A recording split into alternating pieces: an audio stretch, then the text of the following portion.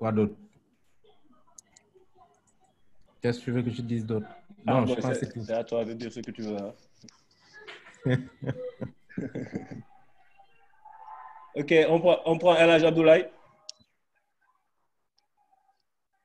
Bonjour, El Hadj Abdoulaye, blogueur wa Benui, Sénégal. Ok, merci El Hadj. Maimouna? Bonjour, je m'appelle Maimouna Lo, je suis productrice à la télévision nationale de Mauritanie. Bonjour tout le monde. Bonjour, merci. Ok, Muntaga. Bonjour, Muntaga Sissé, je suis blogueur, formateur en nouveaux médias et entrepreneur dans le digital. Merci. Merci Muntaga. Ok, Ndewa. Bonsoir tout le monde, Ndeye Awa Gueye, je suis chef de projet chez Free Sénégal et entrepreneur social et digital dans mes temps libres. Merci.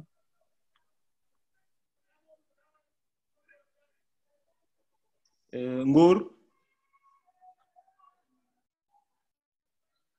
Bonjour tout le monde, c'est Ngor John, je suis sociologue, programme manager et membre d'Africtivist. Okay, merci. Yafatou.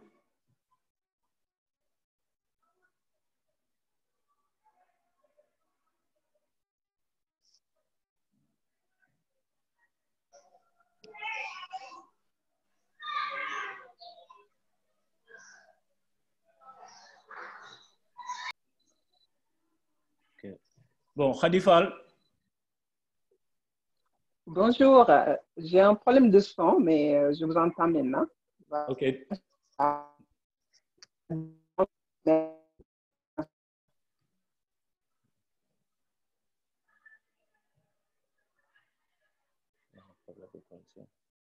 Ok. Bon. J'ai pas tout trop entendu, je pense pas. Bon, on va prendre le suivant. Omar.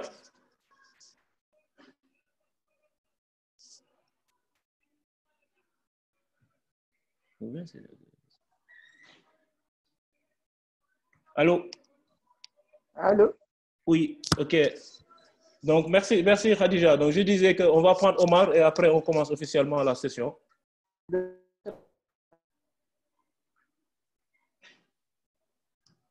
il y a coupé son micro. Ok.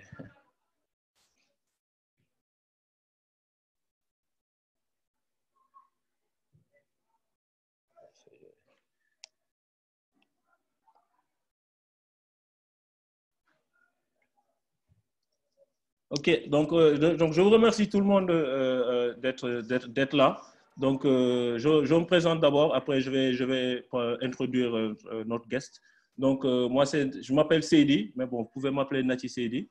Je suis membre d'Africtivist. Donc, bon, pour ceux qui ne connaissent pas Africtivist, ou bon, pour ceux qui connaissent déjà, Africtivist, c'est une cyberligue en fait d'activistes, de blogueurs, de journalistes et d'acteurs de la société civile qui font tout ce qui est promotion de la bonne gouvernance, la transparence, la redevabilité, mais en utilisant les technologies du numérique. Donc, vous connaissez tous le contexte de la crise Covid-19.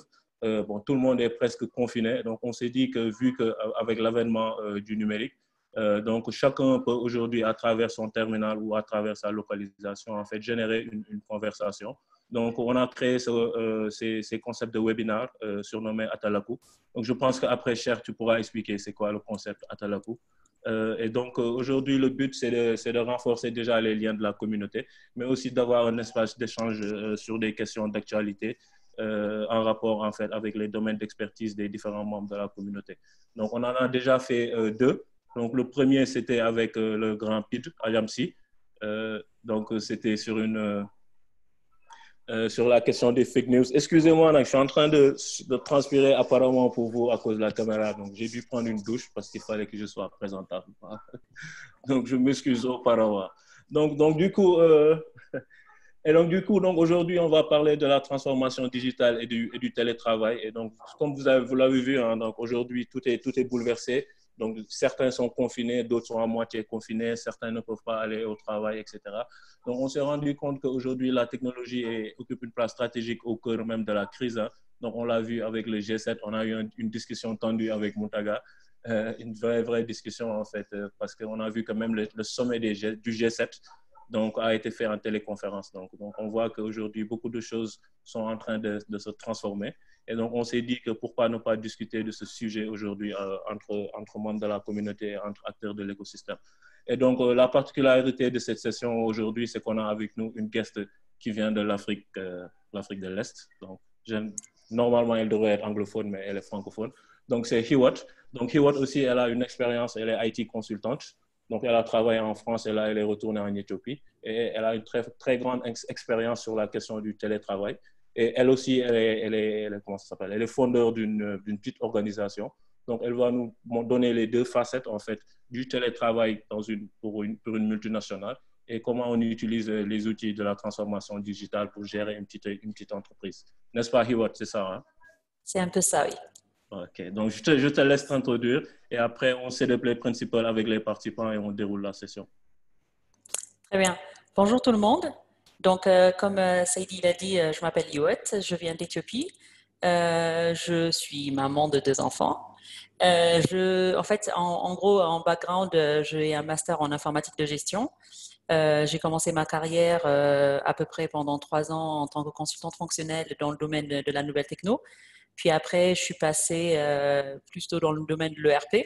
Et donc, j'étais consultante technico-fonctionnelle dans l'ERP depuis une dizaine d'années. Mais effectivement, comme Saïdi l'a dit, depuis à peu près 4 ans, je mène une double carrière. Donc, d'un côté, j'ai fondé une organisation, plutôt une ONG qui s'occupe de la nutrition des tout-petits.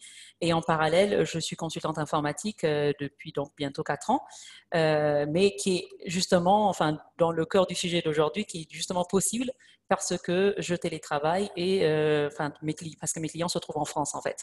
Donc, j'ai la possibilité de gérer 2 carrières en parallèle grâce à la nouvelle techno qui me permet en même temps d'être sur le terrain ici en Éthiopie et gérer mon ONG, mais en même temps pouvoir faire ma vie de consultante informatique pour les clients français. Donc voilà en quelques mots ma présentation.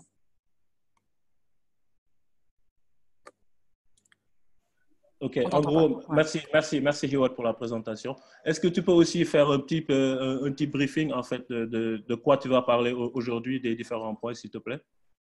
Donc voilà, dans un premier temps, je pense qu'on va parler de manière générale de la transformation digitale qui tient Aftervist et Saïdi à cœur. Comment en fait chacun dans son entreprise, petit, moyen ou grand, comment on peut utiliser aujourd'hui nos outils informatiques pour vraiment gérer nos boîtes, rendre très flexibles nos différentes manières de travailler.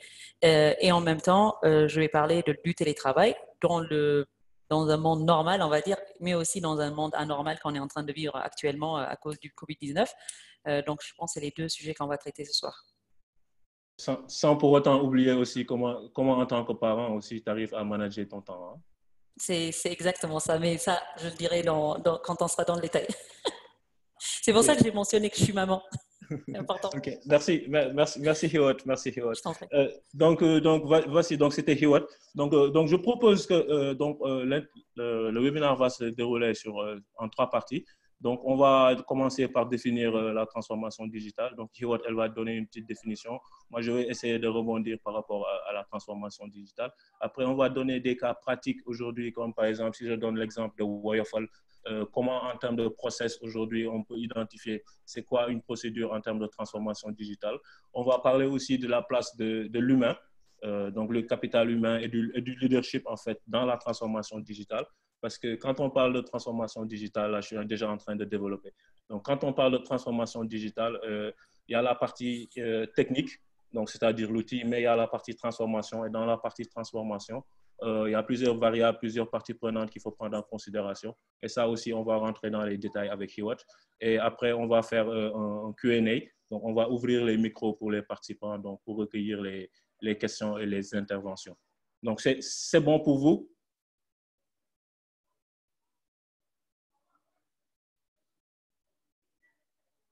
Allô, c'est bon pour vous? Oui, parfait pour moi. C'est bon pour moi. Donc, OK, parfait. Donc juste pour revenir sur les règles, hein, donc les micros, donc, ils sont déjà sur muet. Donc, vous avez le chat donc pour poser des questions. Et après, maintenant, ceux qui voudront, vers la fin, ceux qui voudront intervenir, donc, vous avez l'option, je pense, poser une question ou lever la main sur le chat. Donc, et après, on va vous interpeller. Ou vous pouvez unmuter directement et prendre la parole. Donc OK, donc Hiwot m'a demandé d'introduire c'est quoi la transformation digitale. Donc, moi, je vais peut-être de manière faire une petite définition simple d'abord du numérique de manière générale. Parce qu'aujourd'hui, c'est un mot qu'on utilise à bon escient, numérique, digital, transformation digitale, ubérisation. Il y a tellement d'expressions que, à part les profanes, bon, à part ou les acteurs même de l'écosystème, tous les autres parties prenantes qui sont en dehors du cercle, ils sont à peu près un peu perdus avec toutes ces expressions. Donc, nous, on a une définition très simple et très basique, quoi. Donc, c'est tout traitement de l'information qui passe via un appareil électronique. Donc, généralement, ça peut être les tablettes, les ordinateurs et les smartphones. Donc, et maintenant, même, la technologie est en train d'évoluer parce qu'on est en train de parler de la robotique, des objets connectés, etc. etc. Donc, on va pas rentrer dans la définition du numérique. Maintenant, il y a une procédure qui arrive aujourd'hui quand on est en entreprise, quand on est dans la gouvernance ou quand on est aussi comment ça s'appelle, dans la vie de tous les jours aujourd'hui. Et il y a ce paradigme qui arrive. OK, Khadija. Donc, il y a ce paradigme et ce changement de paradigme qui arrive, qui fait que tous les corps de métier aujourd'hui, en fait, sont influencés par le numérique, que ce soit dans le domaine de la santé, que ce soit dans le domaine du commerce, que ce soit dans le domaine de la gouvernance, etc. Donc, aujourd'hui, la technologie joue une place même au cœur, même en termes de stratégie. Et donc, c'est tout ce processus qui fait qu'aujourd'hui, les anciens ou les anciennes manières de consommer un produit changent et passent via ces canaux dont j'ai mentionné tout à l'heure, c'est-à-dire via un ordi, via une application mobile, via une tablette. Et donc, il y a des exemples simples pour nous. Je pense que la majeure partie de l'auditorium vient du Sénégal. Donc, on a des exemples simples. Hiwot, tu pourras donner des exemples en Éthiopie, si tu veux. Donc, on a par exemple, j'ai donné tout à l'heure l'exemple du compteur Woyofal. Donc, avant, comment ça se passait? C'est que pour bien comprendre la transformation digitale, il faut voir ce qui se passait avant. Donc, avant, ce qui se passait, donc, on nous envoyait des factures. Et après, on récupérait les factures, on allait à l'agence, on faisait la queue, etc. Et après, on payait. Maintenant, aujourd'hui, il y a les compteurs prépayés qui sont là. Et avec l'inclusion financière et la fintech, donc je donne l'exemple, par exemple, d'Orange Money, de Wari ou de Johnny. Donc, le mode de consommation, il a complètement changé. Donc, au lieu d'aller directement en agence pour payer, donc, on paye depuis chez nous à travers le compteur prépayé et via la transaction financière à travers Orange Money. Donc, ça, c'est l'exemple typique d'une transformation digitale avec plusieurs étapes et plusieurs procédures. Et donc, ça, aujourd'hui, c'est comme ça qu'il faut visualiser. Donc, c'est comment on est passé d'une ancienne manière de consommer à une nouvelle en utilisant la technologie. OK, Ndayawa. Et l'exemple de Free Money. Donc, il faut que je sois fair avec tout le monde. Et donc, l'exemple de Free Money, comme elle a dit. Et donc, l'idée aujourd'hui dans cette session-là, en fait, c'est de sortir les fonctionnalités que les gens ne reconnaissent pas et pour autant, en fait, et au cœur même de la transformation digitale, en dehors même de l'outil elle-même, quoi. Parce que l'outil, elle est là, c'est pour faire quelque chose. Mais nous, de manière générale, on oublie tout, comme j'ai dit au début, toutes les parties prenantes et toutes les variables qui viennent en considération au sein de la transformation digitale. La deuxième chose aussi, c'est la variable rentabilité et un gain de temps.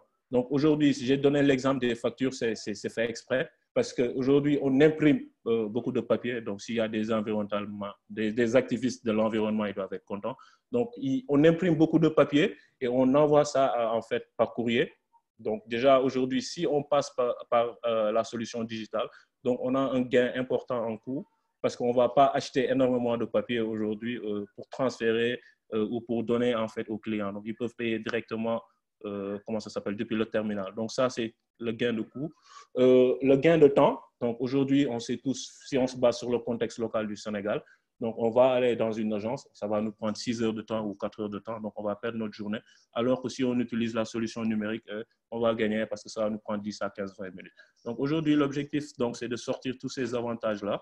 Et donc, ce ne sera pas aujourd'hui aussi une dichotomie ou une guerre entre les métiers classiques et les nouveaux métiers. C'est aujourd'hui comment adapter certains métiers qui peuvent être susceptibles de faire le switch en utilisant la technologie pour en fait utiliser tous les bénéfices qui viendront avec la transformation digitale. Donc voilà, c'est bon pour moi. Donc, Hiwat.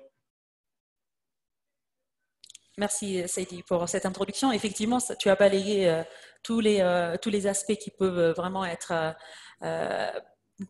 qui rendent la digitalisation très avantageuse pour tout un tas de métiers, et que ça soit dans l'informatique, mais aussi et surtout ailleurs.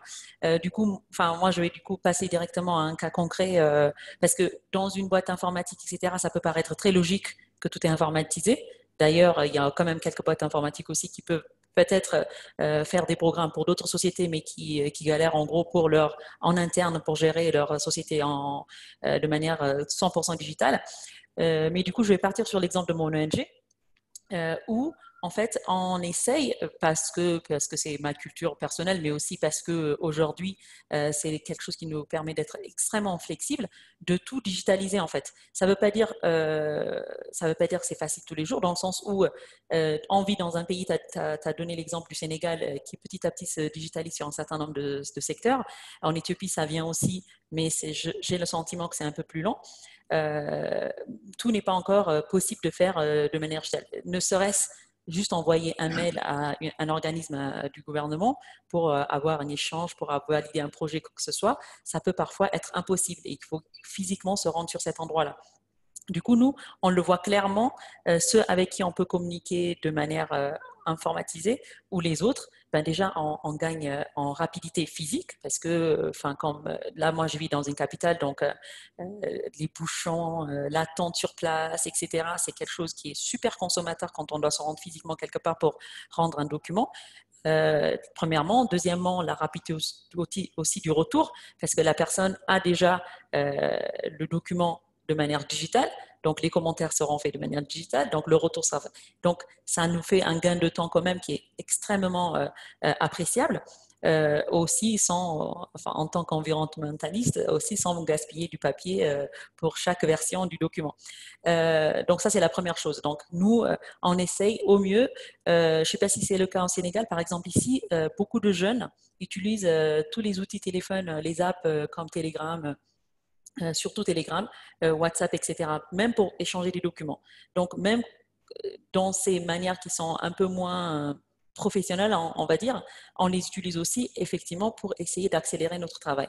Mais au-delà de cela, on essaye aussi en fait de simplement, par exemple, rendre tous nos documents, déjà les avoir disponibles de manière informatique sur notre ordinateur, mais aussi de les avoir synchronisés entre les différents ordinateurs des personnes qui sont dans la société.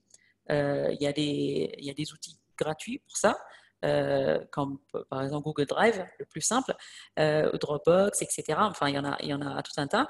La première, c'est ça. Mais aussi, on peut aussi gérer et partager nos tâches de manière digitale, au lieu d'avoir un tableau blanc où il faut physiquement être sur place pour regarder le tableau blanc, et c'est quoi ma prochaine tâche, etc. On peut aussi utiliser des outils comme Trello. C'est la deuxième chose qu'on utilise énormément et qui est très très pratique parce qu'on peut modifier, changer et échanger les informations sans être forcément physiquement sur le même endroit. Et au-delà de ça aussi, on utilise des outils comme le Google Calendar pour gérer notre temps de l'entreprise. C'est-à-dire chaque personne nous avons un calendrier partagé sur lequel chacun met sa tâche, où il va partir aujourd'hui, s'il sera disponible physiquement au travail ou pas, de manière à ce que tout le monde ait une vision de où est chaque personne à un instant T. Enfin, du coup, quand on dit comme ça, en fait, finalement, c'est simple, c'est de manière très presque naturelle parce que pour les personnes aujourd'hui qui ont des smartphones sur soi, sur les ordinateurs sur soi, tous les applis que je viens de dire, c'est des trucs simples et qui, moi je travaille avec des personnes qui viennent absolument pas du tout du monde de l'informatique, mais pour qui, en quelques jours, ça y est, c'est acquis, c'est simple, c'est intuitif et ça leur plaît parce que ça leur permet de... En fait, c'est pas lourd de gestion. Donc moi, c'est surtout ça que j'apprécie en fait, c'est... comme il a dit, on gagne du temps, parce que physiquement, on gagne du temps, mais aussi parce que la rapidité, l'échange est rapide. Et surtout, moi, je trouve qu'on gagne énormément en flexibilité. La contrainte physique n'est plus une contrainte, en fait. Je vais à une réunion, je vois que j'ai pas assez de temps pour rentrer au bureau, repartir à ma prochaine réunion, ben, j'ai juste à chercher un petit café, m'installer et continuer là où j'étais, tout en communiquant avec mon équipe qui est au bureau. Et ça, je trouve ça vraiment, enfin, c'est pour moi, c'est pratique, c'est facile, c'est simple et c'est attractif aussi pour les jeunes d'aujourd'hui, je trouve, qui se retrouvent soudainement, alors que ils sont dans une boîte qui n'est pas du tout informatique, de se retrouver dans un cadre aussi simple, quoi. Merci. C'est très bien que tu aies terminé par, en fait, ceux qui ne sont pas des profanes, c'est les grands commençants qui découvrent la transformation digitale. Aujourd'hui, donc, juste parce qu'on a introduit la notion du capital humain et la place même de l'humain même au sein de la transformation digitale. Et donc, vu que tu as vécu les deux expériences avec une organisation où tu as un personnel supposé moins aware en termes de digital literacy, donc, tu donnes cet exemple-là et tu dis que ça s'est passé aussi ceux qui ont la grande expérience. Et comme ça, on pourra faire un peu la comparaison. Alors, du coup, là, l'exemple que je viens de donner, justement, c'est... Vous m'entendez toujours, hein? Oui. Donc, l'exemple que je viens de donner, c'est justement donc, dans un contexte qui n'est pas du tout prone, donc, qui invite à l'informatisation, en fait, à la base. Mais effectivement, dans un contexte aussi où tout le monde est à l'aise avec l'informatique, etc., j'ai trouvé que le fait que tous les outils soient là et que tout est possible, enfin, d'ailleurs, tout à l'heure, Saïdi, il a parlé de l'exemple des factures, qui, dans certains groupes quand même, qui ont même des grosses ERP, etc., qui continuaient à gérer la facture papier, qui envoyaient les factures, etc. Donc, enfin, moi, j'ai bossé il y a peut-être 5 ans, 6 ans auparavant sur un projet où justement on rendait les factures informatiques en fait. Donc on faisait des traitements la nuit pour accélérer l'envoi des factures et donc accélérer donc les paiements, chose qui peut vachement intéresser, y compris les petites boîtes. Après, je ne veux pas trop déborder sur la partie télétravail, parce que du coup, moi, mon expérience sur la partie grosse société, surtout, c'était comme je disais tout à l'heure, la flexibilité était vraiment, vraiment, vraiment présente. C'est-à-dire quand je suis complètement liée avec mon client à n'importe quel instant, que je sois physiquement chez le client. Par exemple, quand j'ai une réunion et on a besoin de se parler face à face, j'y vais. Mais quand je dois traiter des éléments qui requièrent juste mes compétences, je n'ai pas physiquement besoin d'être là-bas. Donc, je gagne en temps de transport, d'essence en gros. Donc, parfois, c'est 1h30, 2 heures de trajet qui sont enlevés. Je travaille de là où je suis et surtout, je gère mon temps comme je veux. Je pense que ça, surtout, c'est très, très attractif. Tout à l'heure, il a mentionné, Saïdi, en tant que parent, en tant que mère de famille. Pour moi, c'est très important que je peux travailler quand je peux travailler. Et donc, bien évidemment, que la confiance soit là avec la personne qui me fait travailler. Si ce n'est pas possible, par exemple, pour moi, de commencer tôt le matin parce que je dois amener les enfants à l'école, ben, je commence à l'heure que je peux. Après, quand ils rentrent, j'arrête un instant pour m'en occuper d'eux, puis je reprends quand je peux. Et puis parfois, je peux même travailler jusqu'à 22 heures. Ça ne veut pas dire que je travaille plus, mais je travaille à des horaires qui me conviennent. Et à la fin, le rendu est le même. Donc, si on revient un peu sur le capital humain que tu mentionnais, Saïdi, d'ailleurs, un de notre audience aujourd'hui, Omar, si tu es toujours là, il y a un livre qui s'appelle The Multiplier. Donc, c'est un livre en fait qui parle du leadership et en fait du leader qui multiplie les compétences de ses subordonnés, en fait, les gens avec qui il travaille. Et notamment dans ce livre-là, et puis dans plein de concepts de leadership, l'objectif vraiment, c'est de se dire comment je peux rendre la personne très autonome, confiante en elle, et qu'elle produise en fait sans forcément que je sois derrière elle en train de surveiller tout ce qu'elle fait, etc. Donc, je trouve aussi la digitalisation, quelque part, ça permet ça en fait. Ça permet que chaque personne est un peu mis devant ses responsabilités, on lui donne des tâches, on lui fait confiance qu'il peut l'accomplir.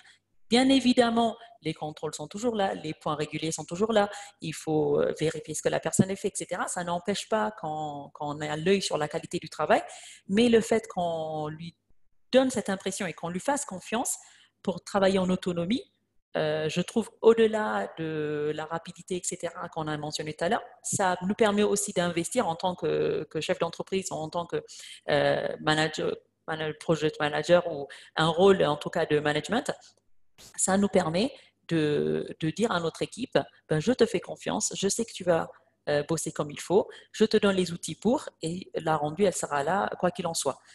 Donc, je pense aussi que ça apporte énormément sur ce genre d'investissement dans l'équipe, quoi. Merci. Bon, tu as une question sur le chat, hein, donc après, il faudra redonner le nom du livre. Hein. Donc, Bien sûr. Si tu peux mettre le nom sur le chat et que tu m'envoies un chat privé, tu mets dans ton groupe. Okay. Je vais vous poster une image.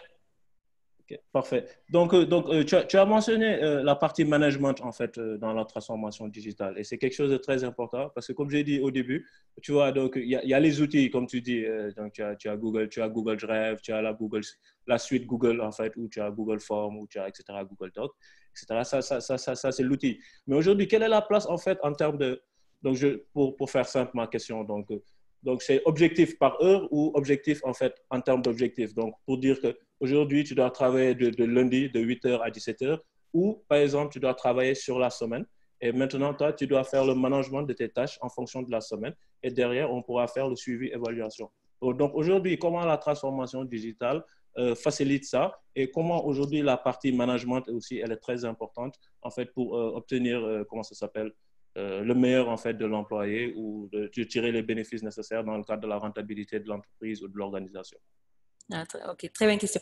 Pour information, Omar vient de partager dans le groupe le livre, le titre du livre que j'ai mentionné tout à l'heure. C'était lui à la base qui m'avait montré le livre. Merci Omar. Donc en fait, très bonne question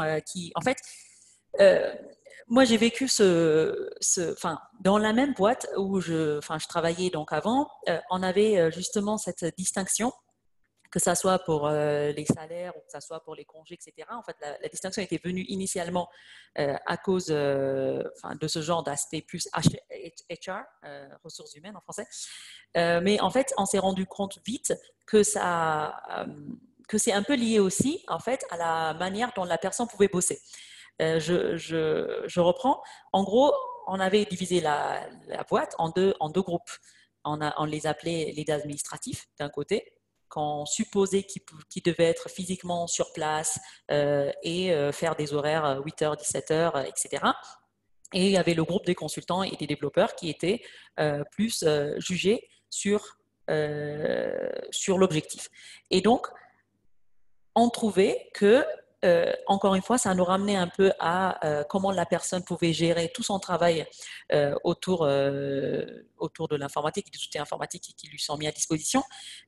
Donc, pour revenir à ton point, Saïdi, pour moi, quand on fait le choix de digitaliser notre société, quand on fait le choix, et je vous ai donné vraiment l'exemple de la petite boîte, l'organisation, l'ONG que je gère actuellement, quand on fait ce choix-là, c'est aussi faire le choix de comment je vais gérer mon équipe. C'est-à-dire, qu'est-ce que je vais demander à mon équipe? Est-ce que je leur demande de venir à 8h, qu'il y a du boulot ou pas du boulot, de repartir à 17h, de montrer leur tête, on va dire, de montrer leur présentiel, mais je ne sais pas trop en fait à quel point ils sont productifs, etc.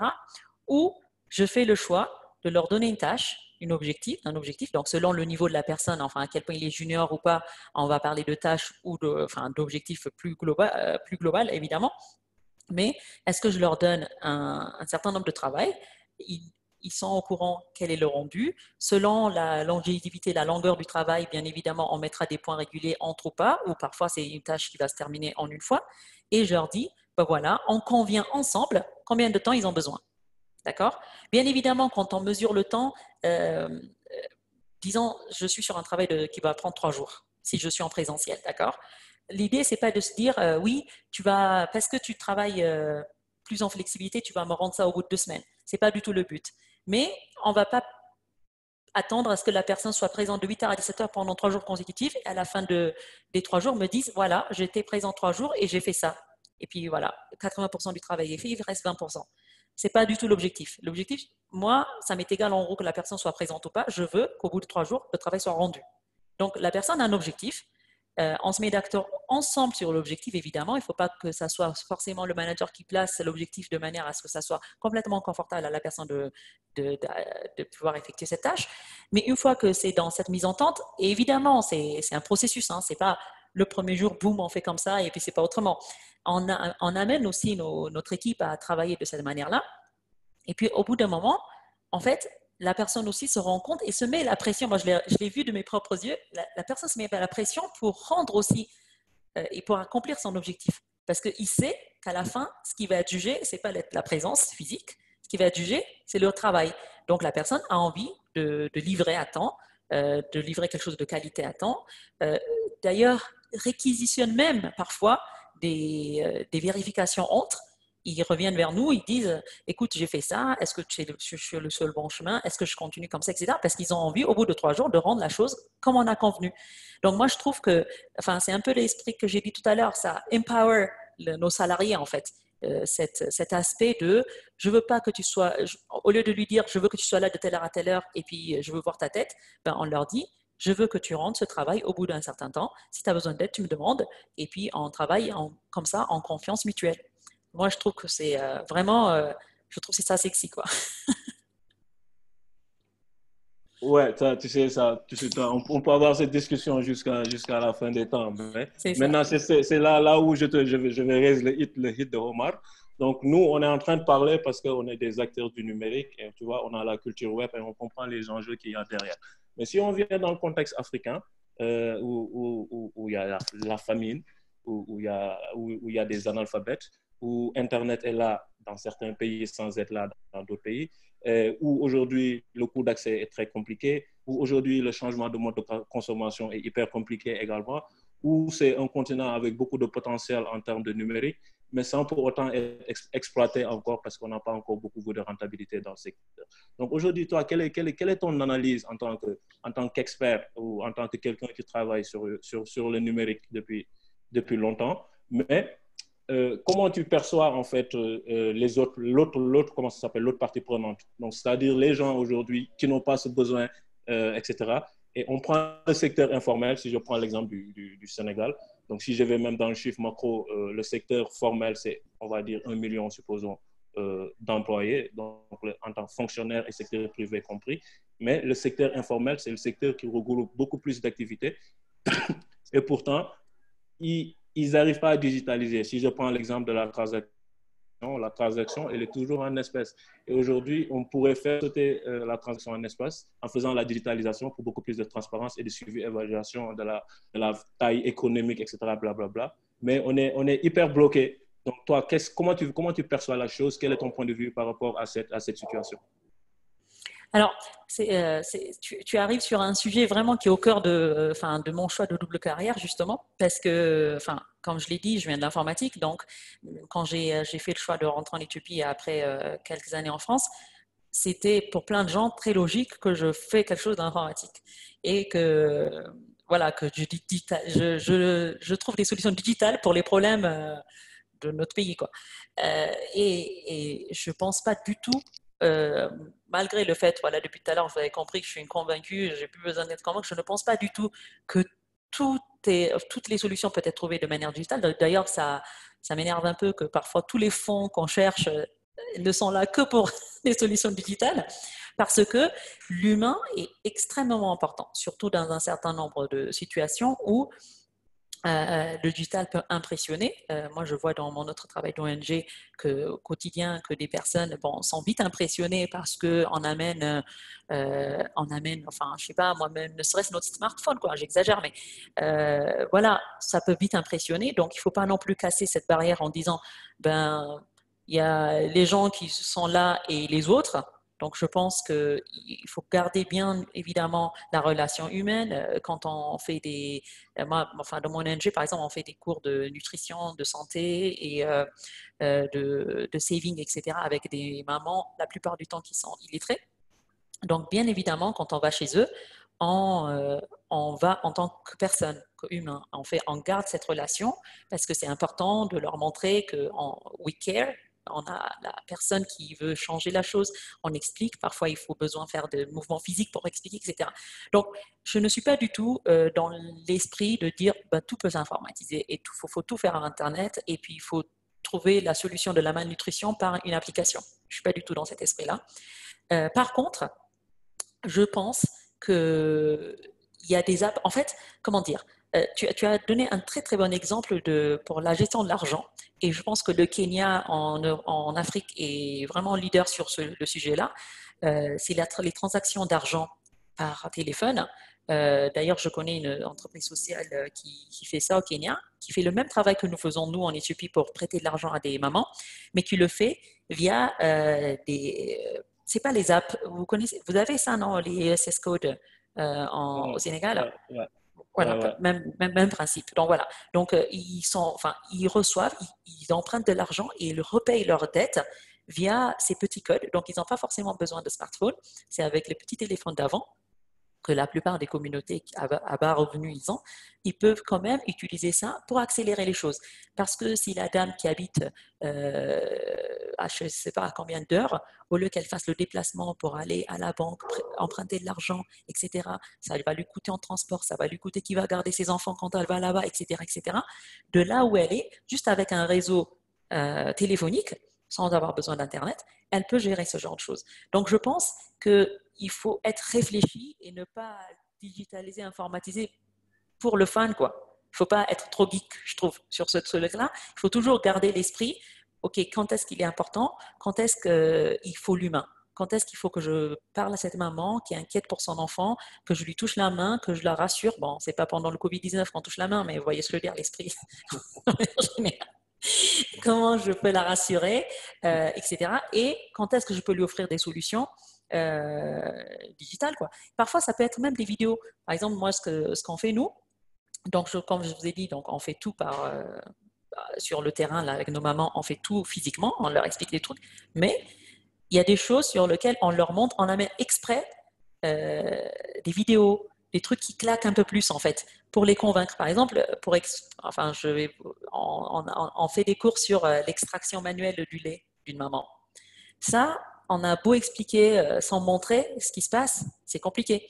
Donc, parfois, on amène aussi dans ces lieux-là un peu d'informatique, sans trop l'exagérer, pour expliquer des choses. Donc voilà, pour moi, en gros, ce que je veux dire, c'est que c'est pas du noir ou du blanc. C'est-à-dire, il faut que tout le monde soit digitalisé ou que non, il y a des gens qui peuvent pas le faire, donc on fait pas du tout. Je pense, c'est une transition, petit à petit. Une communauté doit évoluer, évidemment plus dans le milieu urbain que le milieu rural, petit à petit, et aussi de manière adaptée aux problèmes qu'on veut résoudre, quoi. Ok, parfait. Je vais te donner un peu de pause, un peu de répit. Je suis en train de fatiguer depuis tout à l'heure. Donc je vais interpeller directement des personnes pour qu'ils jumpent dans la conversation. Et donc, Muntaga, tu te tiens prêt parce que je vais te donner la parole après. Cher également, je te donne la parole. Et Aïcha, je te donne la parole parce que ces temps-ci, tu es en télétravail. Et j'aimerais bien que tu me donnes ton avis sur le télétravail parce que je pense que ça doit être quelque chose de nouveau de votre côté. Donc, si c'est bon pour tout le monde, s'il n'y a pas d'objection, donc on donne la parole à Muntaga, on donne la parole à Cher et à Aïcha, le temps que Hiwot se repose un peu. Si d'autres ont des questions, vous avez le chat.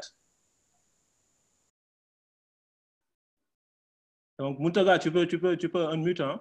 Ouais, je suis là. J'attends une question, quoi.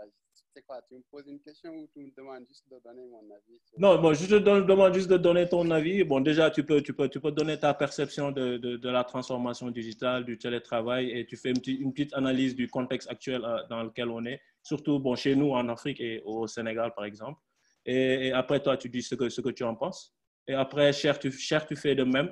Et après, on prend l'expérience de Aïcha, puisque je pense qu'Aïcha, c'est à peu près nouveau chez eux. Et donc, pour qu'on ait en fait un feedback de quelqu'un qui est nouveau en fait sur les questions du télétravail. Ok, merci Nati Seydi. Voilà, moi je pense que je vais orienter mon argumentaire sur le contexte actuel, hein, que tout le monde connaît. Muntaga, oui. tu sembles un peu distant de ton micro et le oui. son. Non, un peu. Voilà. C'est bon? Voilà, c'est mieux. En fait, voilà, j'avais fermé, je n'avais pas mis seulement mute mon micro, mais je l'avais également fermé sur l'ordinateur, quoi, c'est ça. J'ai oublié de le remettre. Donc, je disais que je vais un peu axer mon intervention sur le contexte actuel avec le télétravail, la transformation digitale et tout. Je prends l'exemple de la discussion qu'il y a eu entre Nati Seydi, Abdoulaye Ems et moi sur Twitter lorsqu'il a magnifier le fait que la présidence ait enfin décidé Non, pas magnifier, pas magnifier. Magnifier, c'est un bien grand mot. Je n'ai pas magnifié. Tu as dit en fait en réalité que c'était une bonne chose qu'ils s'y mettent enfin. Oui, parce que tout simplement, voilà, ça fait des années quand même qu'on en parle. Hein. La visioconférence, cet aspect innovation, on ne s'est pas très bien compris malgré le fait qu'on ait échangé des dizaines de tweets et tout. Parce que ce qui se passe, c'est que moi, avec le recul, je me dis, on a l'impression que tout le monde s'y met. Nous, à notre niveau, depuis au moins 10 ans, on parle de ça, de transformation digitale, même si la transformation digitale qu'on connaissait en 2010, elle est carrément différente de celle qu'on est en train de vivre en 2020, parce que bon, c'est un secteur qui bouge énormément. Mais ce qui me fait peur, c'est que les gens, quand ils se ruent vers quelque chose sans avoir pris le recul ou bien sans avoir compris la pleine mesure, les risques qu'il y a derrière ça. Parce que c'est bien de penser transformation digitale, mais il faut d'abord, et je pense qu'Iwat l'a bien expliqué tout à l'heure, quels sont les enjeux, quels sont surtout les besoins. Parce que lorsqu'on parle, par exemple, d'innovation sur quelque chose qui existe depuis, au moins 5-7 ans, pour certains depuis 15 ans, bon, ce n'est pas une innovation en soi, mais le fait de s'adapter à un contexte. Parce que quand un besoin se présente, parce que généralement, toutes les initiatives en transformation digitale sont là pour répondre à un besoin. Quand on a parlé du succès de M-Pesa au Kenya, c'est parce qu'il y avait un besoin qui n'était pas satisfait. Aujourd'hui, tu as donné l'exemple des paiements via le mobile money. Par exemple, le YFL, le président a pris le 3 avril dernier une décision selon laquelle les factures seront payées. J'ai vu pas mal de personnes demander sur Facebook, mais nous qui sommes sur YFL, c'est-à-dire les cartes prépayées, les compteurs prépayés pour être exact, comment ils vont faire? Je leur ai dit, ben, s'il y a un besoin qui est là, il y aura certainement une solution. C'est-à-dire que là, comment ça va se faire? Là, ce sera certainement aux experts de réfléchir sur ça. Moi, j'ai ma petite idée là-dessus pour dire que généralement, une transformation digitale vient avec un contexte, vient avec une demande, une réalité qui est là et que les gens, d'ailleurs, c'est la raison pour laquelle on parle de transformation parce que tout simplement, il y a quelque chose qui est là, mais qu'il va falloir adapter à un besoin. C'est comme ça que je le comprends. La deuxième chose, c'est justement les compétences. Parce que ce qu'on constate en Afrique, c'est surtout qu'il y a des gens comme Meti Seydi, moi, Cheikh Fall, etc. Nous sommes dans une sorte de bulle, hein, il faut le reconnaître. Nous comprenons pas mal de choses, mais que peut-être la masse ne comprend pas et qu'on essaie d'imposer. Parfois, c'est la méthode qui ne marche pas, ou bien tout simplement que les gens pensent que voilà, nous sommes là, nous allons venir leur prendre leur place. Moi, j'ai vécu cette expérience-là avec quelques autorités ici depuis qu'il y a eu cette pandémie-là, pour dire que parfois, le problème, c'est la méthode que l'on utilise pour, je ne dirais pas imposer notre vision de la chose, mais peut-être notre mode de vie, notre façon de faire pour justement les aider. Et justement, c'est ça qu'il va falloir, en tout cas, c'est sur ça qu'il va falloir, je pense, réfléchir pour justement faire en sorte que cette transformation digitale-là ne soit pas vécue par une minorité, mais par la masse, par tout le monde, quoi. Voilà. Merci Mount, parce que c'est très bien que tu aies insisté sur la notion même de transformation, parce que bon, j'allais lors du Q&R, c'était ça la question en fait. Si effectivement la transformation digitale c'est quelque chose de technique, ou si c'est quelque chose de, comme tu l'as bien dit, ou c'est une transformation. Et si aujourd'hui on doit la considérer comme une transformation, c'est-à-dire un changement de paradigme ou du change making, il faut qu'on ait l'approche qu'il faut, parce qu'il faut qu'on mette de côté l'approche tech. Parce que nous, comme tu l'as bien dit, hein, je pense que nous, on est tout le temps orienté tech, la techno, mais il y a l'approche. Et donc, ça, c'est la question qu'on va se poser. Qu'est-ce qui va se passer après le contexte, après le contexte, la crise, une fois que la crise sera terminée et qu'on devra reprendre les anciennes habitudes, qu'est-ce qui va se passer maintenant? Et donc, ça, bon, on peut déjà réfléchir sur cette question parce que c'était la question qu'on allait prendre vers la fin. Donc, Hiwat, avant de te redonner la parole, je vais donner la parole à Cher, après je te donne la parole et après on redonne la parole à Aïcha. Ok, je vais essayer d'être rapide aussi. D'abord, dire que la transformation digitale, ce n'est pas un effet de mode, c'est plutôt un concours de circonstances qui répond à des urgences et à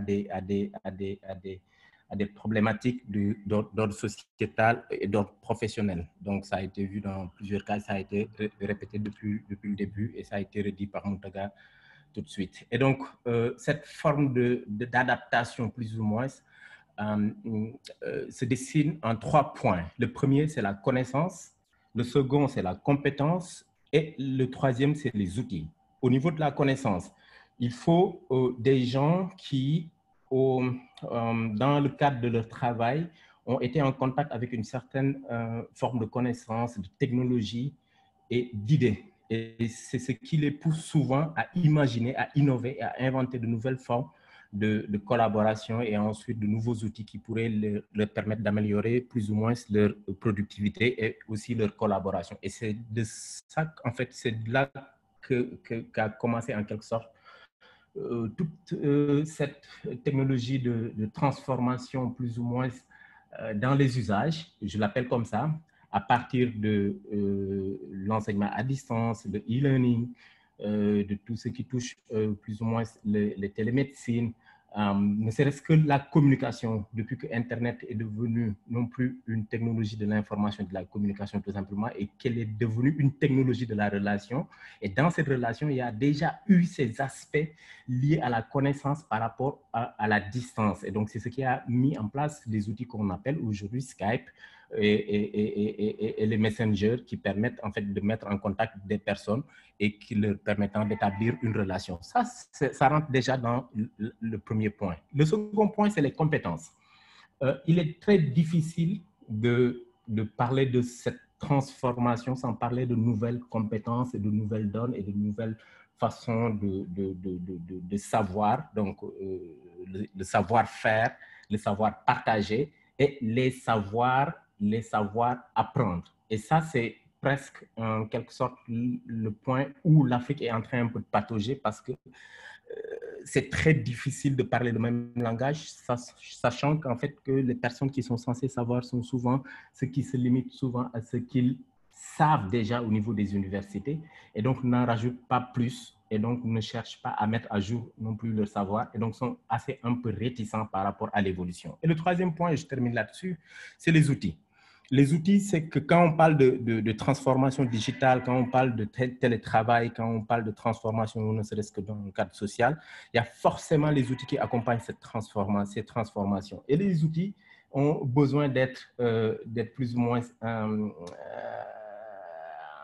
intégrés, ont besoin d'être connus, ont besoin d'être assimilés et ont besoin d'être à disposition pour les utilisateurs. Et ces outils-là, ce n'est pas tout le monde qui les connaît parce que souvent, restant dans leur confort de ce qu'ils savent déjà. Et donc, il n'y a pas d'upgrade.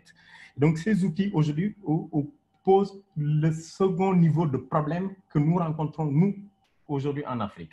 Il est très accessible, ils sont devenus très accessibles et tout à l'heure, Madame en parlait par rapport à la suite Google, mais au-delà même de la suite Google, il y a énormément d'autres outils de travail collaboratif, de communication, d'échange, de relations, de partage, de coordination qui existent et que les gens ne connaissent pas et que ces outils sont devenus aussi simples que même des gens basiques comme nous ont la possibilité et la capacité d'en développer. Cela veut dire qu'il y a ce retard-là qui existe au niveau de l'acquisition par rapport à l'ensemble du support technique et du plateau technique, mais au-delà de l'accès à ces outils, c'est l'acceptation de la mutation en tant que telle et du changement de paradigme. C'est pourquoi c'est devenu un effet mode et que quand le gouvernement fait une visioconférence, que ça fasse plus ou moins un effet buzz.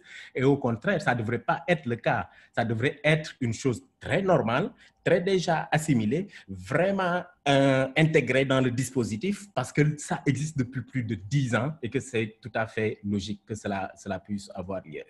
Voilà en résumé les points que je voulais partager avec vous, Nati. Donc, merci. Merci, cher. Bon, on ne va pas revenir on va pas recamper le débat. Donc, j'ai une question pour vous, hein, Mountaga et Cher. Donc, vous allez répondre après. Donc, on est tous conscients contextuellement parlant, qu'on est en retard sur plusieurs choses. Et c'est normal que des process qui existaient depuis longtemps dans le secteur privé, il faudra préciser également que ce sont des process qui ont été utilisés dans le cadre du secteur privé. Donc, c'est là où on a eu un échange un peu où l'échange était un peu incompréhensible entre Muntaga et Yams et moi, c'est que, je l'ai dit, c'est ce qu'on appelle aujourd'hui la diplomatie numérique. Et ce n'est pas que le Sénégal, hein, c'est tout le monde, tous les médias dans le secteur public qui ont subi cette transformation en utilisant la téléconférence pour faire les réunions, en sachant le contexte actuel. Ils en ont parlé. C'est que c'est des gens aujourd'hui, l'innovation, ce n'est pas dans la technologie, c'est l'innovation, c'est le fait qu'aujourd'hui, des conseils des ministres, le sommet des G7, aujourd'hui se fait en téléconférence. Et ces gens-là découvrent qu'ils peuvent économiser beaucoup d'argent, parce que Hiwot et moi, en faisant le briefing hier, on en a discuté. Combien ça coûte d'organiser le G7? Combien ça coûte en termes de logistique, en termes de coûts, d'organiser le sommet du G7? Aujourd'hui, chacun est dans son bureau, dans son pays, et il fait le sommet du G7. Qu'est-ce qu'on pourrait faire avec tout cet argent qu'on n'a pas dépensé pour organiser le G7? Ça, aujourd'hui, c'est la première question. La deuxième question, c'était l'Afrique. On est tous conscients de ce gap et de ce retard. Maintenant, la question, c'est est-ce qu'on comble le gap ou on anticipe? Donc, quand je dis anticipe, on anticipe les futures technologies, on anticipe là où sera la transformation digitale, ou on crée notre écosystème à nous et on y va avec notre propre vitesse en se basant sur les contextes et les attentes que nous avons, nous, en Afrique. Donc, ça, c'est la question pour Muntaga et Cher, donc on pourra y revenir après. Donc, Hiwot, je devais te donner la parole, mais je vais donner la parole à Aïcha. Et comme ça, après toi, tu reprends la parole et après, on ira vers les Q&A. C'est bon? Bonsoir tout le monde. J'avais fait du télétravail avant Nati, c'était pendant 2 ans. Donc, actuellement, ma boîte fait du télétravail. La différence, c'est qu'avant, j'ai géré mon temps. Le plus important, c'était le livrable à la fin. Maintenant, avec cette situation et le télétravail avec ma boîte, c'est qu'il faut, en fait, 8 heures au maximum ou bien 6 heures ou 8 heures être présente ou devant son ordinateur pour faire le boulot. Donc, c'est un peu ma difficulté actuelle pour me réadapter au télétravail. Ça, c'est pas un problème. Mais le fait de rester, en fait, disponible pendant ces heures-là, c'est un peu la difficulté que j'ai actuellement. Et bon, heureusement que pour ma boîte, tout était déjà en place. On a notre système virtuel qu'on peut accéder à distance, on a tous les outils, tout est sécurisé. Donc, ce n'est pas un problème, on a les réunions et tout. Et à la fin, on se demande est-ce qu'on avait vraiment besoin d'être tout le temps au bureau? Et certaines restrictions, par exemple, pas restrictions, mais des non-dits. Avant de rejoindre cette boîte-là, ça fait 5 ans que je suis avec eux. Avant, quand je travaillais, j'avais la liberté de toujours avoir mon téléphone, parler, écrire, etc. Et quand j'ai rejoint la boîte, le fait même d'être tout le temps au téléphone, c'était un peu mal vu. Donc, en fait, il y a un prof kényan qui avait dit que il y a des organisations des années 60 qui utilisent les outils du 21e siècle avec des mentalités du siècle dernier. Donc, c'est cet ajustement de mentalité, en fait, avec le fait d'avoir, par exemple, le conseil de ministres à distance et tout. Je pense que les gens ou bien les grandes organisations ou bien les gouvernements s'adaptent un peu à la réalité des possibilités qu'offre le numérique. Donc, ma difficulté principale, moi, c'est les 8 heures, que c'est pas vraiment le livrable qui est important, mais c'est le fait d'être là, dispo, pendant 8 heures. Il faut que tu sois accessible, quoi. C'est plutôt ma difficulté. Donc, c'est ma petite contribution à cette discussion. OK, merci Aïcha. Donc, Hiwot, tu as le floor, hein, donc tu peux rebondir sur ce que les inputs de Cher, Muntaga et Aïcha.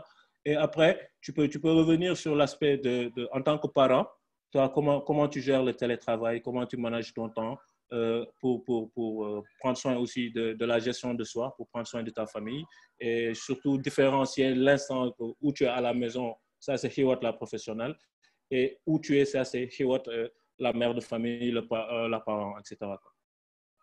Merci Cédie.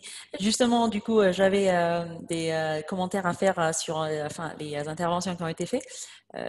Ne me détestez pas si je dis mal les prénoms ou si j'inverse prénom, nom de famille. Donc, Muntasa, je pense qu'il a parlé en premier. Tu as dit quelque chose de super intéressant où, en fait, où il ne faut pas... Enfin, ce que je retiens et justement ce qu'on le fait mal aussi, c'est parfois on ne vulgarise pas suffisamment l'informatique ou la digitalisation pour les gens. Et donc, du coup, en utilisant des gros mots, des grands mots techniques, etc., parfois, on fait croire aux gens que c'est beaucoup plus trop complexe que ce que c'est réellement. Et du coup, je pense qu'il faut faire attention, vous les techs, vous les geeks, je vais vous appeler même, de ne pas trop utiliser des vocabulaires trop compliqués et de rendre ça le plus simple possible. Donc, du coup, pour lier ça à l'intervention de Cheikh et puis ce qu'il disait sur il faut qu'il y ait la connaissance, mais il faut qu'il y ait des outils, etc.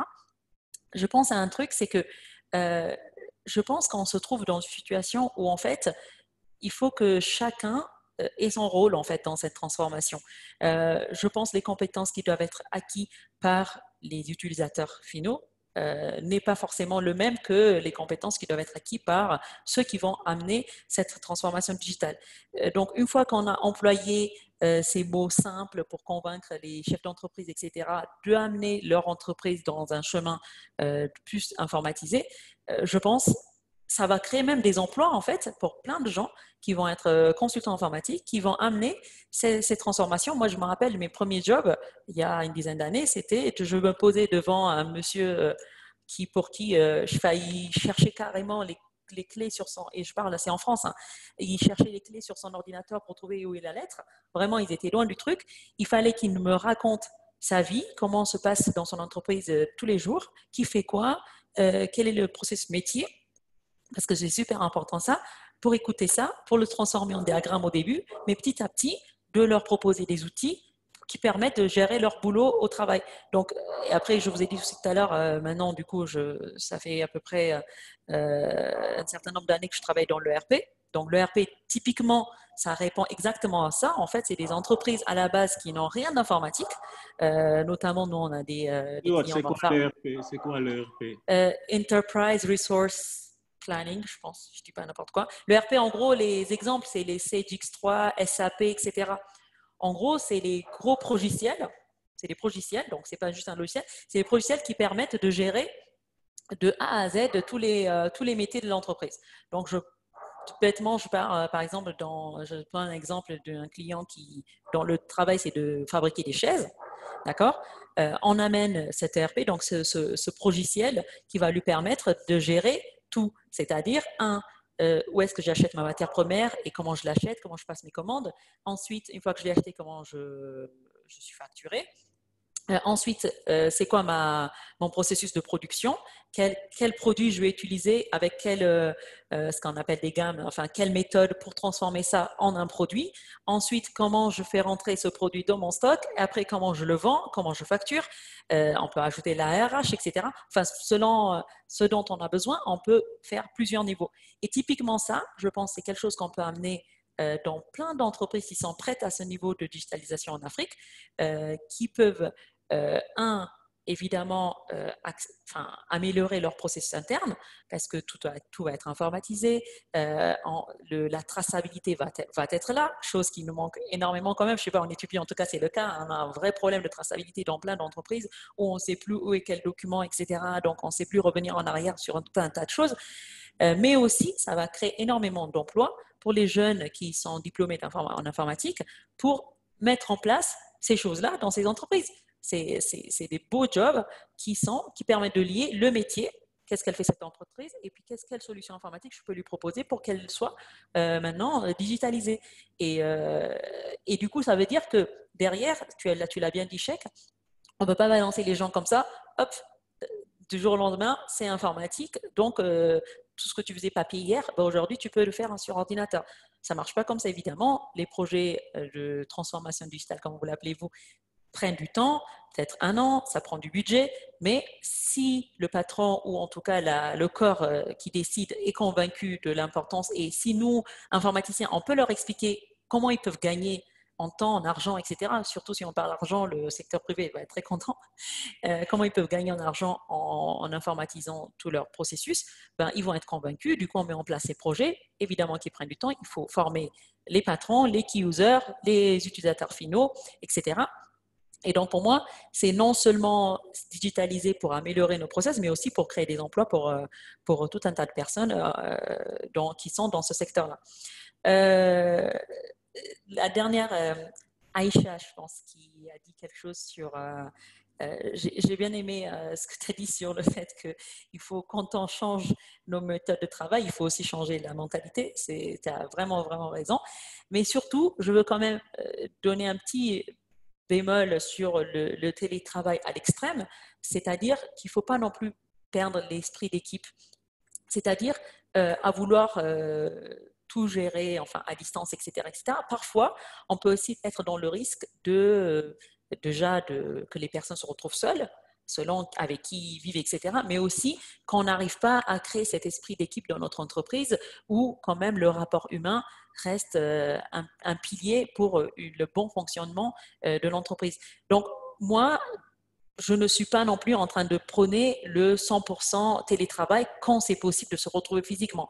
Moi, je pense qu'il faut mettre en place des outils déjà au quotidien pour travailler de manière 100% digitale si possible, mais de rendre le télétravail possible. Genre ce matin, en tant que parent, là pour ta dernière question, c'est dit, ce matin, je me réveille, mon enfant il a la fièvre, il n'est pas assez malade pour poser un jour et puis pour l'amener à l'hôpital, mais il n'est pas assez bien aussi pour l'amener chez la nounou, pour l'amener à l'école, etc., etc.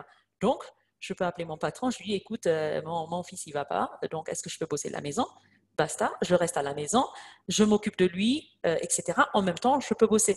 Donc, pour moi, c'est amener cette flexibilité qui, le jour où il y a Covid-19, du jour au lendemain, on peut tous rester à la maison sans forcément planter la boîte.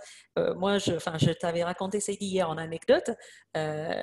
Certains de nos clients en France, ils se sont retrouvés de nus le jour où Emmanuel Macron il est passé à la télé. Il a dit à partir de demain midi, tout le monde ne peut pas sortir comme il veut, etc. Il y avait des boîtes, mais ils étaient en panique totale parce que effectivement, ils travaillaient ils avaient plein d'outils informatiques, mais ils n'avaient pas prévu la partie VPN, je travaille chez moi, la communication, des outils pour permettre de communiquer l'équipe, etc. Donc, ces choses-là, on les met en place. Ça permet évidemment de gérer l'urgence. J'espère qu'on n'en aura pas plein, mais surtout aussi de rendre les employés très à l'aise de faire le choix d'aller au boulot. C'est quand même plaisant. Moi, parfois, ça me manque, par exemple, quand je suis en télétravail, ça me manque d'aller boire un petit café avec mon collègue aussi et de faire le petit ragot du coin, etc., ce qui s'est passé au boulot. Donc, voilà, je pense qu'il faut une question d'équilibre, balance it out, so that chacun se retrouve un peu en tant que parent, mais aussi en tant que professionnel, au boulot, mais aussi à la maison. Merci Hiwot. Bon, moi aussi, je te rejoins. Je pense que comme tu dis, nous, on a beaucoup de problèmes avec la sémantique. Bon, ça, c'est normal aussi. On a une formation scientifique et technique. Donc, ce n'est pas aussi facile de diluer le discours, quoi. Ça, on est d'accord sur ça. Donc, c'est pour cela que même aujourd'hui, la logique voudrait de se rapprocher avec les personnes. Parce que comme on insiste, hein, parce que les gens, ils croient que ce n'est que, par exemple, l'administration, mais ce n'est pas que l'administration. Hein. Aujourd'hui, tu vas dans le privé, dans de très grandes entreprises, aujourd'hui, ils sont exposés au télétravail, mais ils sont complètement perdus et ils ne savent pas comment faire le télétravail, alors que la logique voudrait que ces entreprises-là ne soient pas en télétravail, mais ils comprennent et ils savent manager le télétravail. Parce que, comme tu dis, on ne peut pas rester travailler chez nous 5 jours sur 5 durant la semaine. Donc, idéalement, c'est de trouver le juste milieu. Se dire que, OK, j'ai mes enfants par rapport à mon équilibre social, par rapport à la gestion de soi, etc. Je préfère travailler 3 jours sur 5 depuis la maison, etc. Donc, ce sont des flexibilités et des arrangements que les gens peuvent faire. Mais ce n'est pas aussi extrême que les gens veulent penser, parce que c'est ça qui fait flipper, c'est ça qui fait peur aux gens, parce que c'est un changement radical de philosophie, de manière de penser, etc. Et la dernière fois, j'ai expliqué à un ami, c'est que la manière dont le Code du travail, par exemple, au Sénégal, il a été écrit depuis des années. Et c'est un vieux Code du travail. Aujourd'hui, ce Code de travail-là, bon, sans pour autant manquer de respect à qui que ce soit, parce que Cheikh, il l'a dit, il y a des nouveaux métiers et il y en a d'autres. Il y a plus de 1 million ou de 2 millions de métiers dont on n'a même pas encore le nom qui vont arriver. Qu'est-ce qui va se passer, quoi? Et donc, ça, c'est juste pour introduire la dernière question pour toi et après pour ouvrir aussi le débat. Qu'est-ce qui va se passer une fois que la crise va se terminer par rapport à ces talents assez talents par rapport au numérique de manière générale. Ce n'est pas que la transformation. On a vu la transformation digitale dans le cadre du secteur public, dans le cadre de la santé, etc. Mais même en termes de citoyenneté numérique, aujourd'hui, on a vu beaucoup de campagnes ou beaucoup d'activités où les gens, ou beaucoup de problèmes où les gens ont préféré utiliser la technologie comme solution. On a plein de chatbots sur WhatsApp. On a plein de dashboards qui font aujourd'hui le suivi et évaluation du nombre de cas, etc. Maintenant, aujourd'hui, est-ce que, puisque les gens ont vu ces outils, ont vu les intérêts, les différents potentiels de ces outils, est-ce que maintenant, on va commencer en Afrique, surtout en Afrique, en se basant sur notre contexte, est-ce que maintenant, on va commencer à utiliser la technologie pour régler des problèmes spécifiques africains? C'est à moi la question. Oui, c'est à toi et c'est pour tout le monde après. C'est la première question Q&A, quoi. Question and answer. Moi, ma réponse va être courte et ça rejoint ce qu'Aïcha disait tout à l'heure. Ça dépend vraiment de la mentalité qu'il y a eu derrière, quoi. Si les personnes étaient dans l'état d'esprit de se dire heureusement qu'on a ça pour continuer à avancer et puis qu'on a continué à produire et qu'on a pu quand même avancer dans nos projets malgré les problèmes actuels, je pense qu'une réflexion va s'installer petit à petit pour dire « Ah oui, pourquoi on ne ferait pas ça plus souvent? Pourquoi on n'améliore pas les outils? Parce que ça a été fait à l'arrache, etc. » Ils vont peut-être… mais derrière, il y en aura plein, malheureusement. Enfin, je le sens comme ça, en tout cas dans mon contexte d'Éthiopie, que ça a été une peine obligatoire. Ils seront contents de s'en débarrasser et on va revenir sur l'utilisation du digital pour chatter et puis pour poster des choses sur les réseaux sociaux et pas plus loin que ça. Enfin, je ne veux pas être négatif, mais je pense que quelque chose qui est amené comme ça dans trop de pression et dans un contexte qui est plutôt quand même négatif, je ne pense pas que ça va forcément aider à ouvrir les yeux de la majorité. Je pense que ça sera limité, les gens qui vont vraiment apprécier ça et continuer là-dessus. Je ne sais pas ce que vous en pensez les autres. Mais Hiwot, qu'est-ce qui se passe quoi, toi? Je t'ai connu toujours optimiste là. Mais qu'est-ce qui se passe? Il s'est passé quoi entre-temps là, Hiwot? Le coronavirus s'est passé. Je t'ai connu plus optimiste que ça, mais donc il n'y a pas de souci. Donc il y a Cher qui dit qu'il veut répondre par rapport à cette question. Oui, après toi, on donne la parole à Muntaga. Et après, je donne à Elhaj, il a une question. Il y a Ngour qui veut nous présenter Ibrahima Diop. Donc après, on donne la parole à Ibrahima Diop. Donc ce sera Cher, Muntaga, Elhaj et Ibrahima dans l'ordre, quoi. Mais en passant, ton plan Inclus n'est pas mal, hein? Tu es bon pour un acteur de cinéma. Je ne savais pas que tu pouvais faire un plan Inclus comme ça en te mettant sur un background assez sophistiqué. Ah ben, c'est la transformation digitale, je fais un plaidoyer.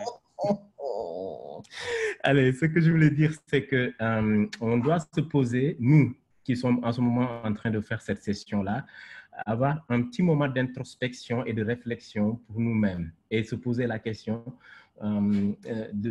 à savoir de quoi on est en train exactement de parler et pour qui on est en train de le faire. Moi, je pense que la question qu'on est en train, ou les questions qu'on est en train de se poser, ce n'est pas forcément des questions dont les réponses sont pour nous. Parce que nous, on a cette chance-là de pouvoir nous muter, nous déplacer et nous adapter à une certaine forme de transformation. Aujourd'hui, et c'est pourquoi je dis ça, on est dans un contexte très particulier où ta question devrait nous pousser à réfléchir. Moi, j'ai toujours refusé qu'il n'y a pas de fracture numérique en Afrique. J'ai toujours refuté cette question-là parce que je me suis dit que la fracture numérique, c'est au niveau des outils et que tout le monde est outillé de smartphones et que les smartphones peuvent faire ce qu'une machine peut faire et que l'Afrique est plus outillée en smartphone et donc on n'a pas de fracture. Mais en ce moment, de vous à moi, je suis en train de me poser des questions.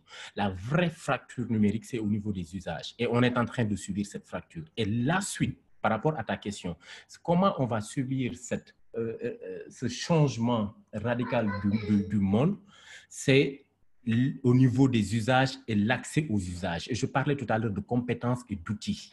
En Afrique, on a énormément de problèmes par rapport à ces deux points. Et c'est là où le monde va muter. Pourquoi? Avant que les cas n'arrivent en Afrique, Toi, au bureau, on en a parlé. Dès que ça a commencé à arriver en Europe, nous, Africtivistes, on s'est adapté. Très rapidement, on a eu des mécanismes de résilience adaptés à la situation. On savait qu'on allait être confiné, on savait qu'on n'allait plus bouger. Et donc, on a mis en place nos outils de travail et de travail collaboratif parce qu'on est plus ou moins un peu... On a la chance d'avoir accès à ces outils-là et d'avoir ces compétences. Mais tu sais ce qui est arrivé ici? Mes enfants, quand on a demandé à ce que les élèves restent à l'école, le premier réflexe du surveillant général à l'école où sont mes enfants, c'est de créer un groupe sur WhatsApp. D'accord, c'est pas mal. C'est une réponse, mais c'est à leur niveau. Et ce groupe sur WhatsApp, aujourd'hui, n'a pas permis de régler les problèmes, puisque les enseignants eux-mêmes, qu'est-ce qu'ils font? Ils écrivent sur du papier, ils prennent ça en photo, avec leur téléphone à basse résolution et ensuite ils partagent dans le groupe. Les élèves, avec leurs parents, vont télécharger les fichiers, ensuite essayer de répondre, puis ensuite prendre encore une fois des photos avec leur téléphone et ensuite envoyer les réponses dans le groupe. Et donc, en 1 heure de temps, 2 heures de temps, on se retrouve dans le même groupe avec plus de 150 fichiers qui sont envoyés par 30 élèves pour répondre à un exercice envoyé par un enseignant, qui aura lui aussi du mal à corriger et à répondre élève par élève. Moi, en tant qu'informaticien, spécialiste de la formation à distance, j'ai fait 10 ans là-dessus, je me suis dit, attends, je vais faire quelque chose pour les aider. Et donc, j'ai pris 2 heures de temps pour concevoir une application web de formation à distance, adaptée à l'école. Et donc, j'ai écrit dans le groupe au surveillant général pour leur dire, écoutez, le WhatsApp est bien, mais ça ne règle pas le problème. Voici une plateforme qui vous permettra, vous, en tant qu'enseignant, de produire du contenu pédagogique adapté aux élèves pour chaque classe et ensuite, vous les déposez dans le groupe. Pas Ousmane, calme-toi. Tais-toi, tais-toi.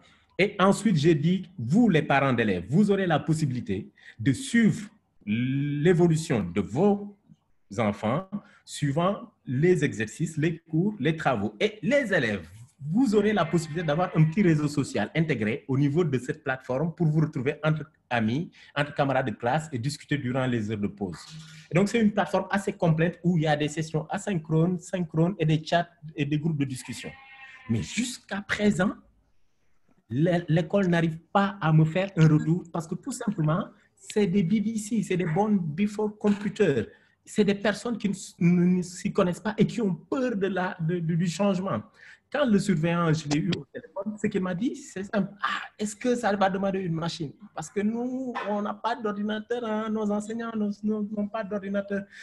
Est-ce que le téléphone va pouvoir faire l'affaire? Je lui ai dit, ce n'est pas un problème. On va faire une session vidéo et je vais vous expliquer comment ça marche. Jusqu'à présent, on n'a pas encore cette session.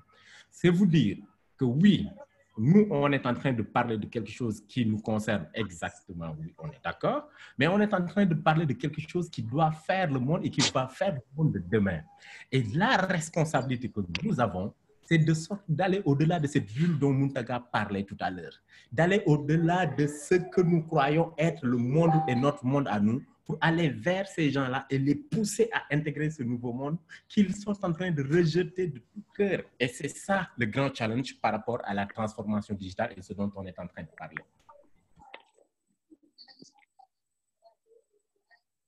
Merci cher. Hein. Donc, on retient. Donc, c'est pour cela qu'on avait introduit la partie leadership. Hein. Parce que ce dont tu parles là, c'est ce qu'on appelle les problèmes systémiques, en fait. C'est des problèmes systémiques avec beaucoup de couches en termes de parties prenantes. Et après, tu as au sommet de la pyramide, ça, bon, sans vouloir amener les débats, tu as le pouvoir public. Donc, c'est pour cela qu'aujourd'hui, dans cette stratégie-là, aujourd'hui, on pourra pas avancer de manière générale sans le pouvoir public. Parce que c'est eux qui portent ces stratégies. C'est des stratégies macro. Ça concerne le ministère de l'Éducation qui doit réadapter son support de programme et ses outils. Ce n'est plus aller sur du cahier. C'est avoir une plateforme de e-learning, c'est avoir une bibliothèque multimédia numérique, etc. Et ça, aujourd'hui, c'est le top, c'est des decision-making process qui va au top management. Et le top management, ici, c'est le pouvoir public. La deuxième question que j'ai pour toi, avant de redonner la parole à Muntaga, donc c'est une question pour toi, Hiwot, parce que chacun d'entre vous en a parlé, et on a toujours eu ces débats entre nous.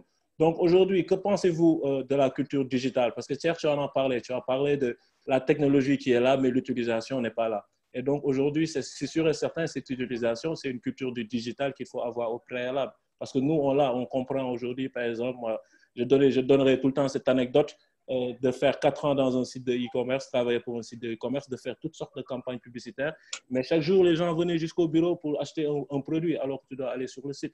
Aujourd'hui, quelle est la place aujourd'hui de la culture web, de la culture digitale même aujourd'hui, même au sein de cette transformation en Afrique? Pour moi, je pense qu'elle n'est pas... encore une fois, tu vois, on vit quand même dans une société, je ne sais pas à quel point c'est le cas au Sénégal, mais ici en Éthiopie en tout cas, on vit quand même, on ne veut pas les appeler comme ça évidemment, mais c'est comme des classes sociales, tu sais, comme en Inde un peu, il y a différentes classes sociales.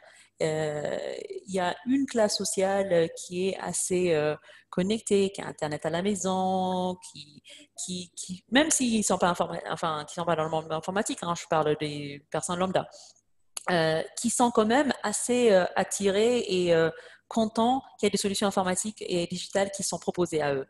Notamment, par exemple, je veux acheter des vêtements pour mon enfant, pour rebondir sur ton anecdote, il y a des sites qui le vendent, tu peux commander en ligne, te faire livrer par un petit motard, tu vois, donc adapté forcément à notre culture, ce qui est super agréable, et qui sont acheteurs.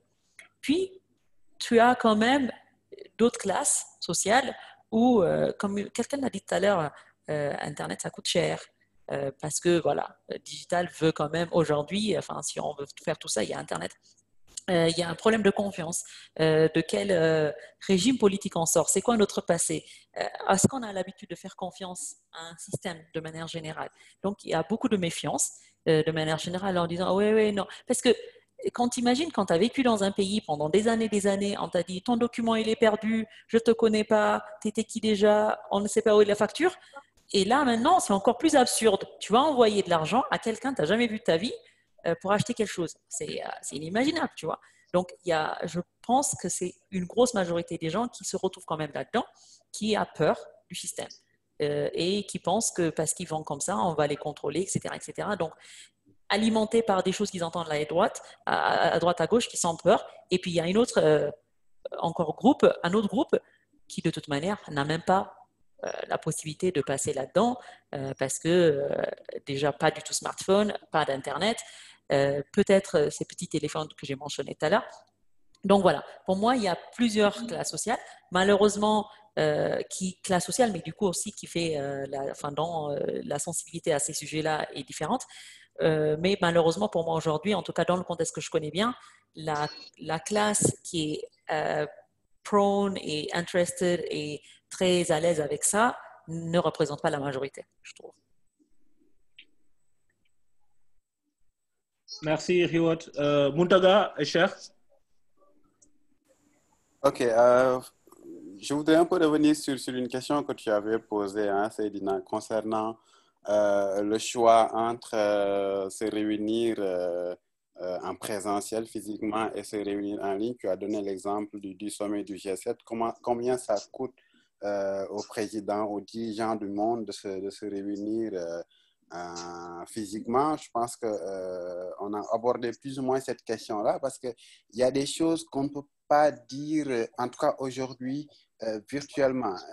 Il y a cette chaleur de cette rencontre qui doit exister et parfois il y a aussi l'opportunité parce que pour certains sujets, le fait que les gens se voient entre eux, cette forme de communication-là, cette façon de convaincre les populations-là, on n'a pas encore atteint cette transformation dans le numérique pour le comprendre ainsi. C'est d'ailleurs ce qui a poussé nos autorités sénégalaises, pour revenir sur cette question-là, à revenir encore et encore sur le fait qu'on a organisé un conseil des ministres qui devrait se faire naturellement, mais en visioconférence. Mais il y a aussi un autre aspect très important, et je pense qu'Aïcha d'abord l'a posé dans le chat, c'est la sécurité.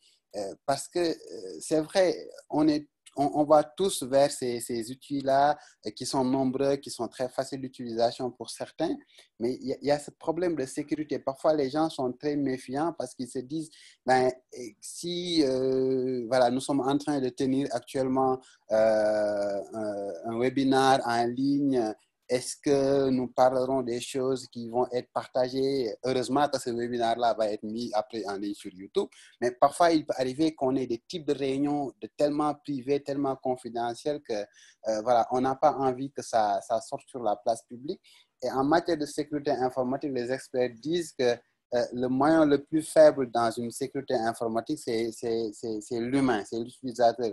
Vous pouvez être dans une entreprise avec 100 personnes, vous avez mis en place une bonne politique de sécurité, des firewalls, des VPN, des antivirus, tout ce que vous voulez, des clés de sécurité, etc. Mais il suffit qu'un utilisateur ne sache pas bien utiliser cette sécurité-là, qui peut exposer carrément l'ensemble du système informatique de l'entreprise et de ses utilisateurs. Donc, il y a tout un ensemble d'aspects à prendre en compte. Et la dernière chose que j'aimerais ajouter, c'est le fait de réunir toutes les forces. Je donne l'exemple du Sénégal avec le COVID-19. Il y a pas mal d'initiatives, mais qui sont éparpillées un peu partout.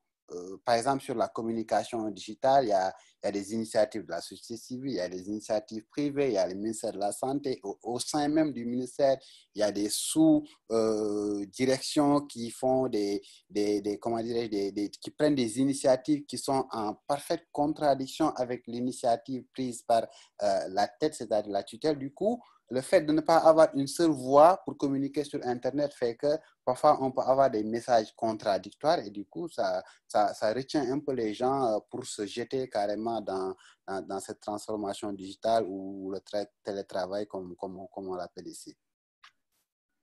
Merci Mount.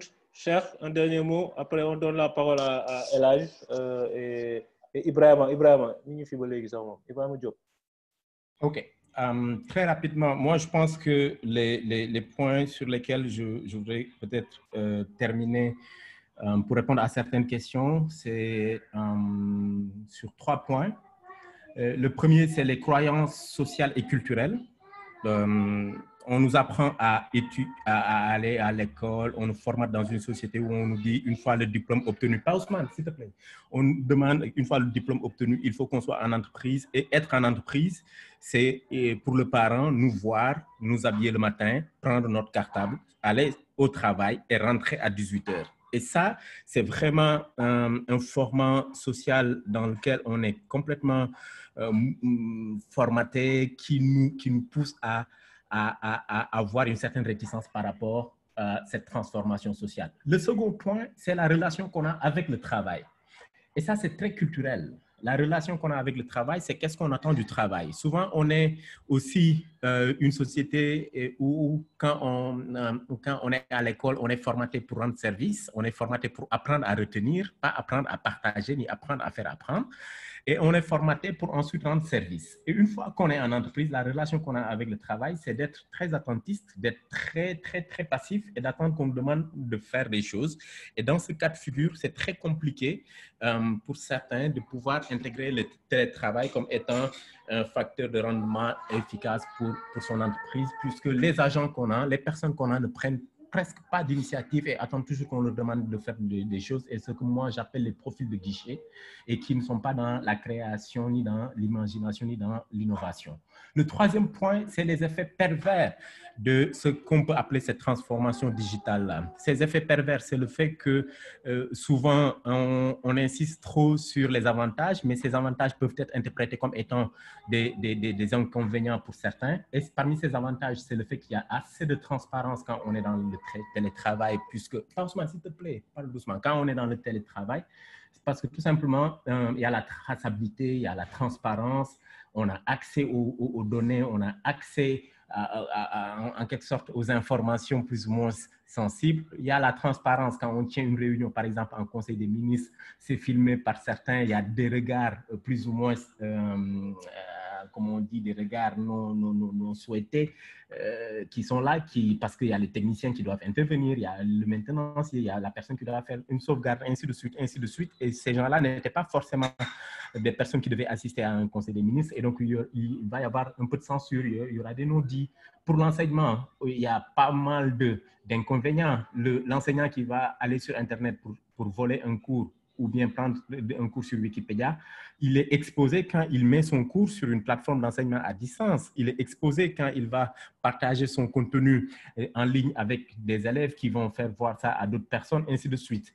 Et donc, ces effets pervers, il nous faut peut-être trouver le moyen de les mitiger, de trouver le moyen de ne pas trop mettre les accents dessus pour changer la relation que les gens ont avec le travail et changer leur mentalité par rapport au travail et finalement changer les paradigmes par rapport aux croyances sociales et aux croyances culturelles.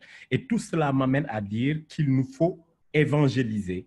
Et évangéliser, c'est rentrer dans les croyances, c'est rentrer et être en relation, et c'est ensuite trouver les effets pervers et essayer de les mitiger. Voilà, moi, comment je vois la chose, ce qui n'est pas forcément gagner tout de suite, mais ceux qui ont la voix autorisée, comme toi, Ivo et les autres, doivent communiquer, doivent parler, et la manière de communiquer, ce n'est pas que les webinaires, c'est d'écrire, c'est de documenter, c'est de partager, c'est d'évangéliser, c'est sensibiliser, c'est éduquer, et c'est de dire à tout le monde ce qui se passe. Mais pourquoi tu dis Hiwot et moi? Mais parce que vous êtes les experts du jour. C'est vous les experts du jour. Bon, juste pour insister sur l'aspect transparence qu'il y a dans la transformation digitale, ça c'est quelque chose de très important. Et donc dans le télétravail, il n'y a pas Ousmane aussi, quoi. Donc, Elhadj Abdoulaye, on te donne la parole et après on donne à Ibrahima Diop. Merci pour l'opportunité. C'est vrai que toute la semaine, j'étais en train de chercher des informations à propos du télétravail parce que c'est quelque chose qui est à la mode.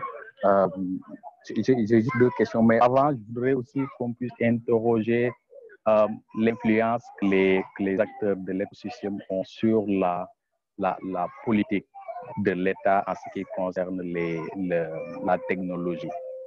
Jusque-là, si on interroge la législation, tout ce qu'on voit, c'est l'aspect répressif. On parle de cybersécurité, cybercriminalité. Donc, les autorités, en légiférant, cherchent plus à sanctionner les effets pervers, les déviants.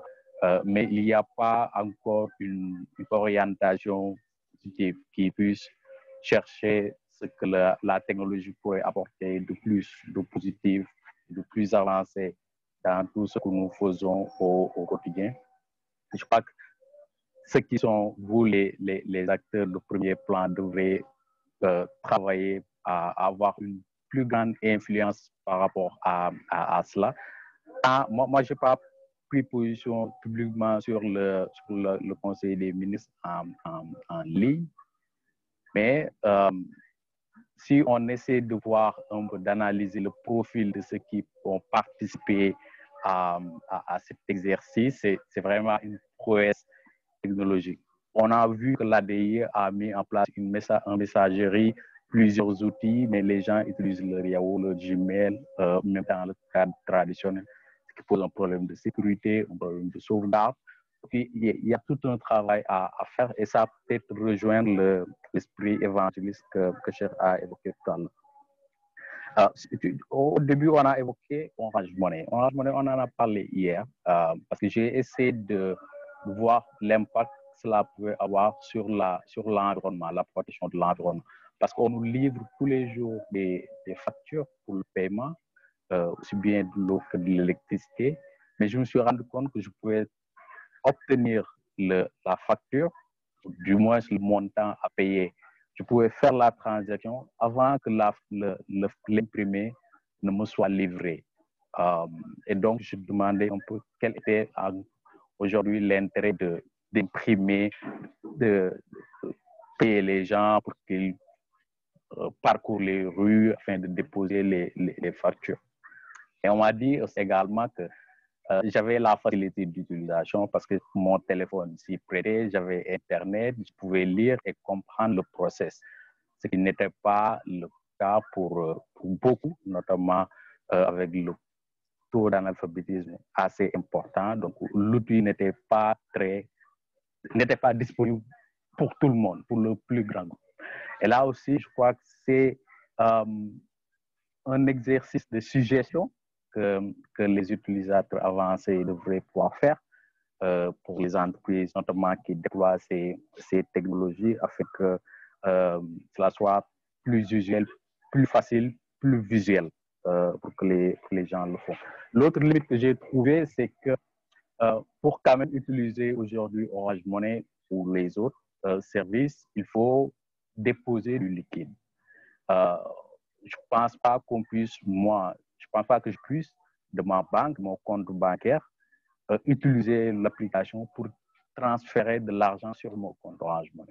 J'étais en train de chercher ça, mais je suis pas sûr que ça existe. Donc, il y a une part d'activité traditionnelle qui existe encore et qu'il faudrait peut-être faire évoluer. Sur le télétravail, et je termine sur ça. Ce que je suis en train de chercher, c'est comment sensibiliser les décideurs, mon boss en l'occurrence, pour faire le jump, pour faire le pas. Je sens qu'il a peur, je sens qu'il a l'impression qu'on le fait plonger dans l'inconnu, dans l'incertitude. Et il doit abandonner tout ce qu'il a fait depuis plusieurs années. Il a besoin de voir les gens, il a besoin que les gens viennent au bureau, il a besoin de leur parler, il a besoin d'écrire sur du papier, il a besoin de relire. Et c'est difficile parce que c'est quelque chose qui, du jour au lendemain, n'existe presque plus. Au bureau, on est 10 permanents, mais aujourd'hui, il est seul avec moi parce qu'il tient à ce que je vienne. Il ne peut même pas utiliser un scanner, tu vois. Si on veut le plonger dans l'environnement du télétravail où tout est technologique, on ne voit pas les personnes, on n'a pas le semblant de maîtrise sur eux, on ne peut pas les appeler pour dire viens, ceci, cela, c'est quelque chose d'assez difficile. Et donc, est-ce qu'il y a des solutions? Est-ce qu'il y a une manière de parler, de présenter les choses pour le rassurer? Voilà. Merci Elhadj. Merci Elhadj.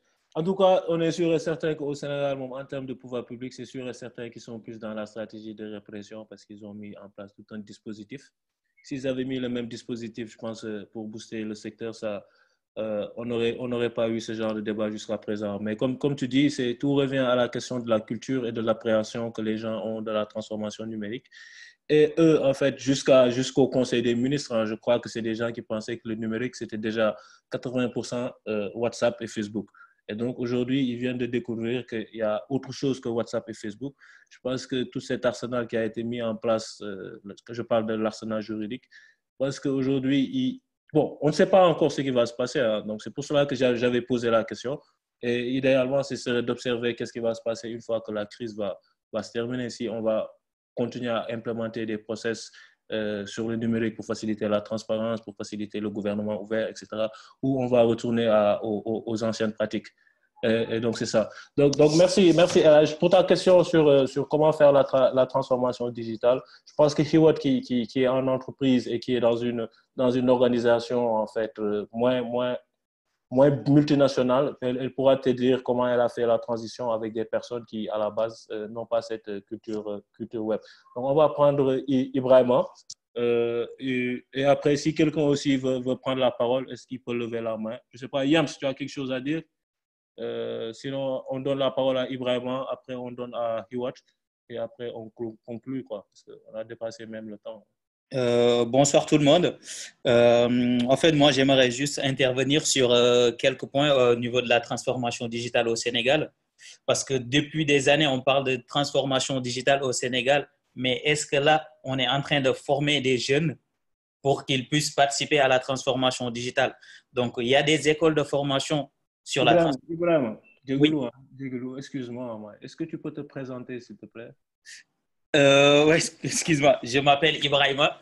Je suis traffic manager chez le groupe Boncoin. Donc, j'évolue dans le secteur de la transformation digitale, e-commerce et tout ce qui est achat média sur les différentes plateformes. Actuellement, je suis à Paris, donc depuis 4 ans maintenant. Et là, aujourd'hui, donc, vu mon expérience dans le secteur de la digitalisation et sur l'écosystème.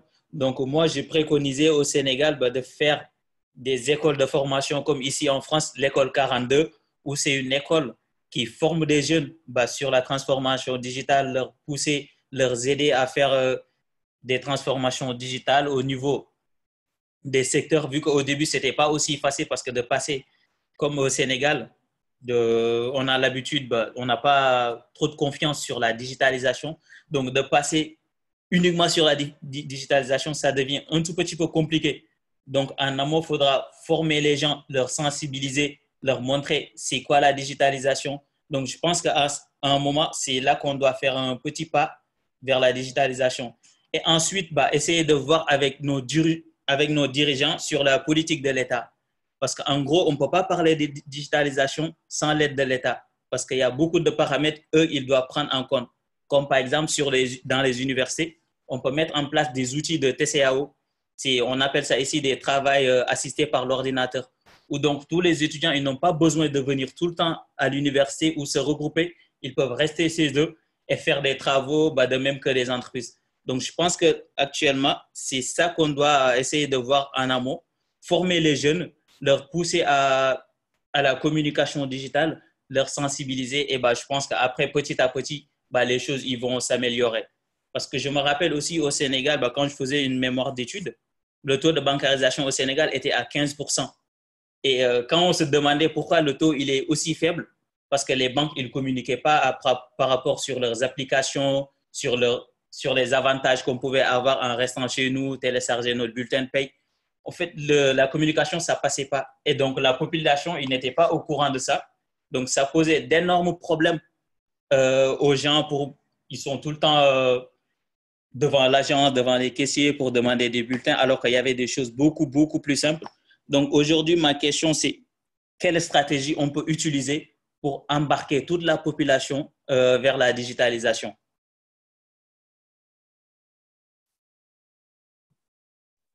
Yo, Ibrahima, ta question là, je ne sais pas qui va répondre à ça.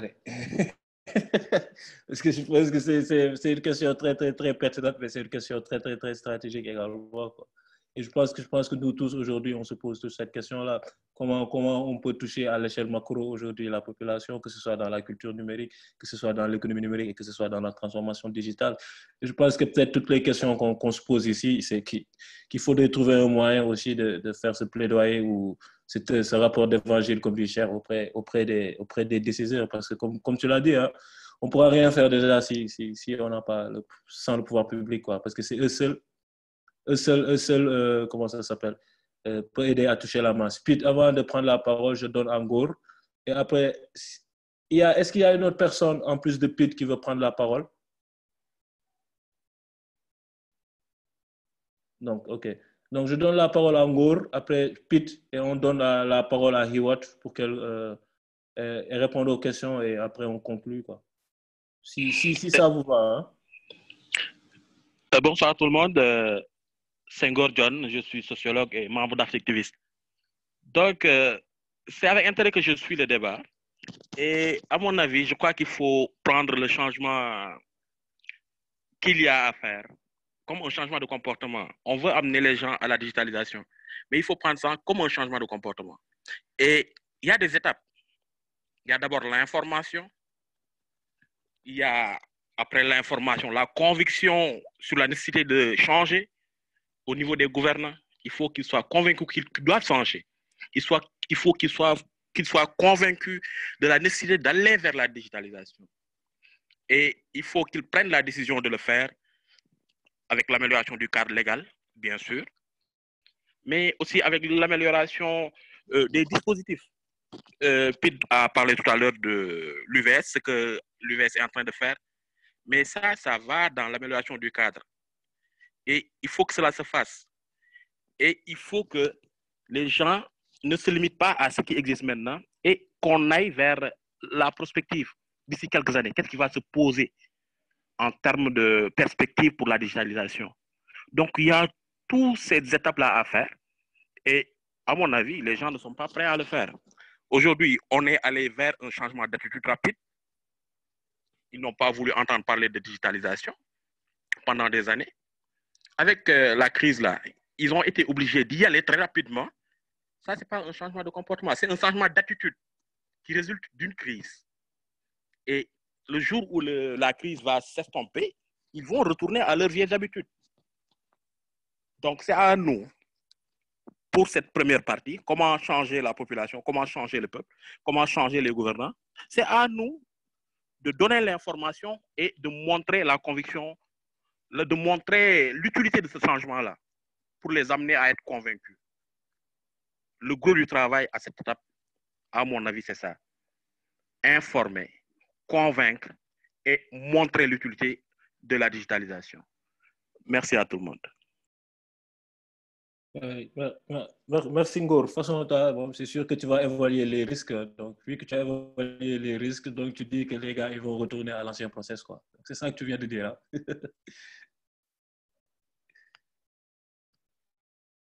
Donc, juste avant de donner la parole à Pidan, juste pour confirmer, donc, Hiwat, puisque toi, tu ne vis pas au Sénégal, donc l'UVS, c'est l'université virtuelle du Sénégal, en fait. Donc, il y a une catégorie d'étudiants qui ont le bac, au lieu d'être orientés à l'université Cheikh Anta Diop de Dakar, ils sont orientés à l'université virtuelle, donc ils suivent des cours en ligne, quoi. Moi-même, j'ai designé un module de e-commerce pour eux. Je pense que c'était très compliqué pour eux au début, mais là, je pense qu'ils sont en train de trouver leur petit bonhomme de chemin et que ils sont en train de voir le ministère de l'Éducation, je pense qu'ils sont en train de voir par eux-mêmes quels sont les avantages même en fait du e-learning, quoi. Donc Pete, je te donne la parole.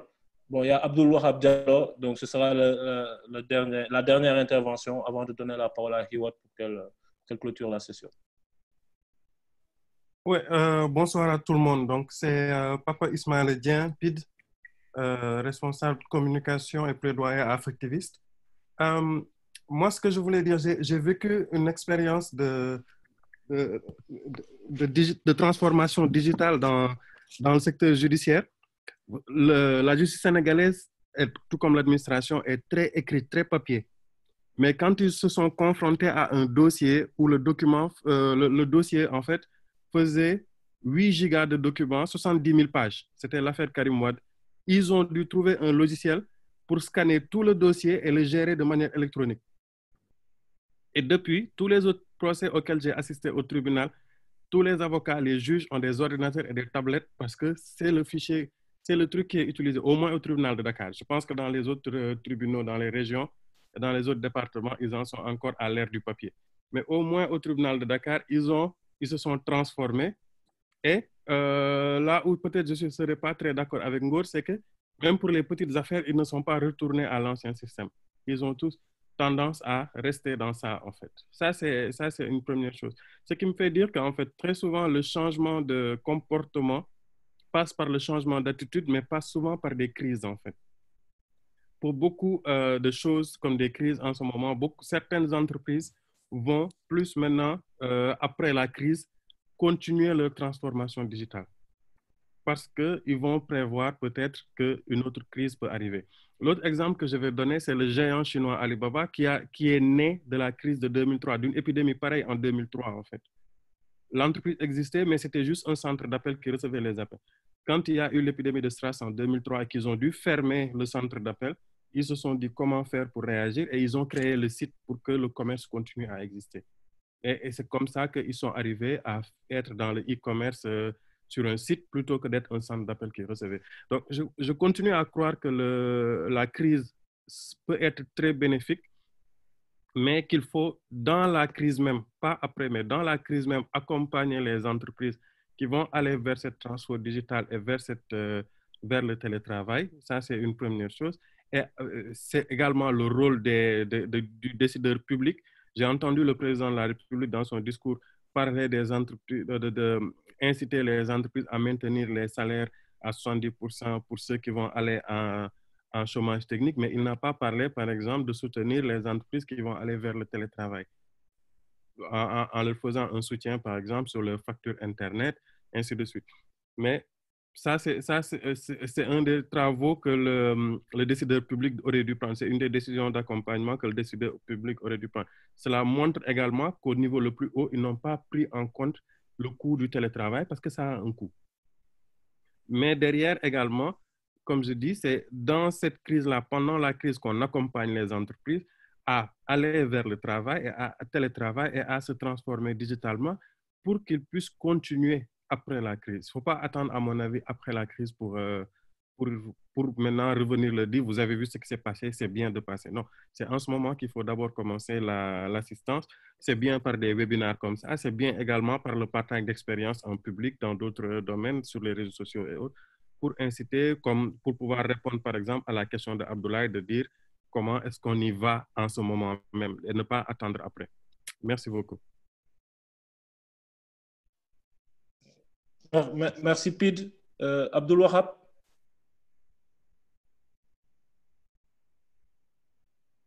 Bonjour tout le monde. Bonjour.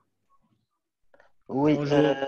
bon, en fait, moi, c'est Abdul Wahab Diallo. Bon, je me connais avec certains là-bas, Pid, Cherfal et autres, mais bon, il y a la majeure partie, on ne se connaît pas. Bon, en fait, moi, je suis co-gérant au niveau de l'Africaine de l'immatriculation. Donc, nous sommes dans l'immatriculation.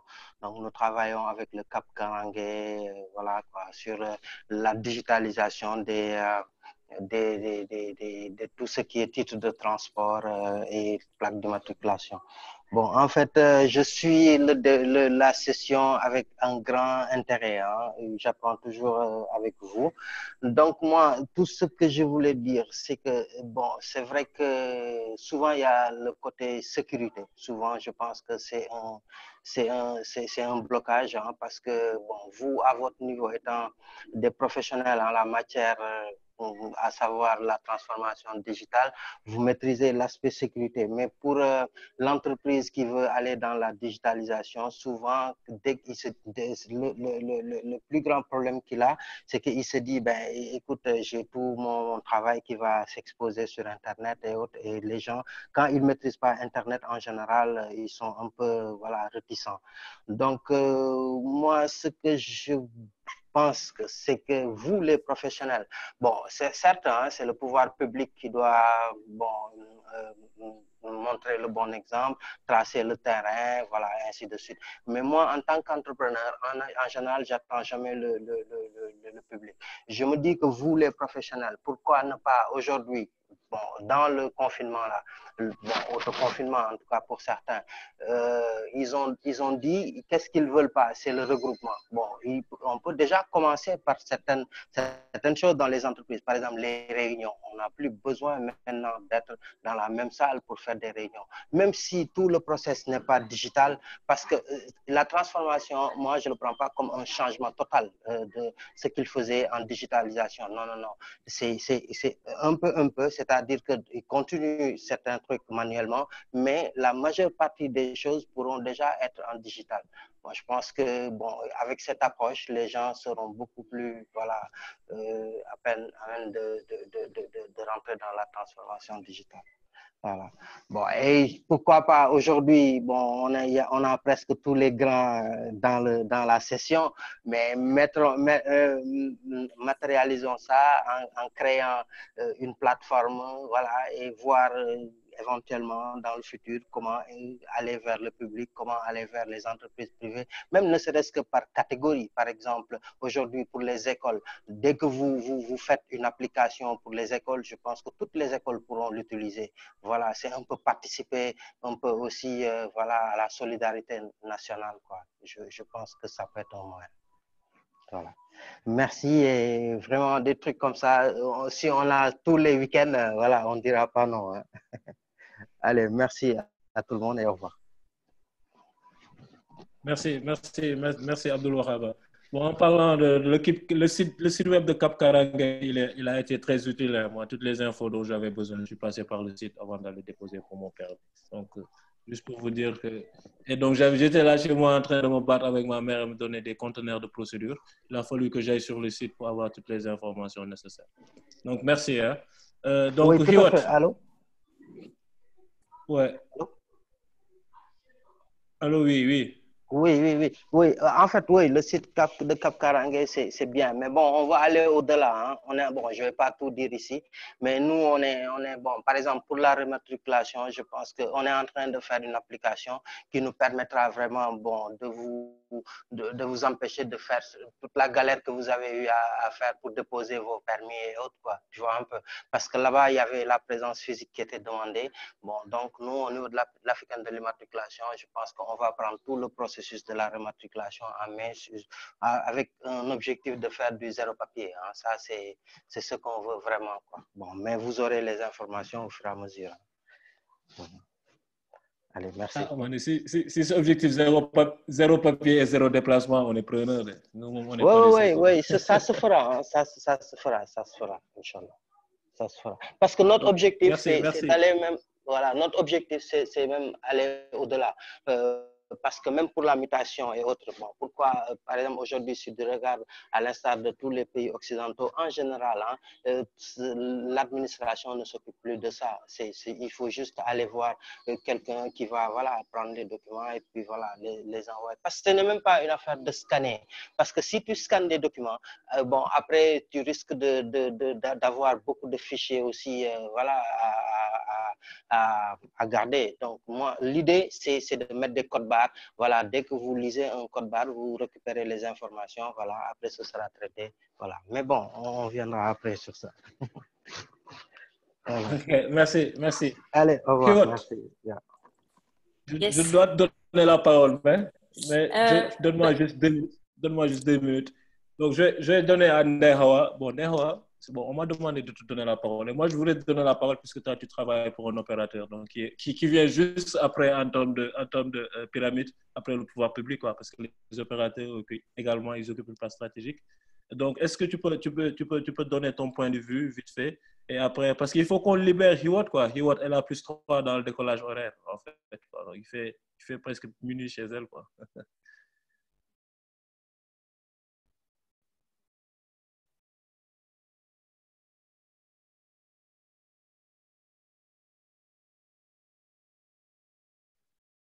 Néa, est-ce qu'elle est toujours là?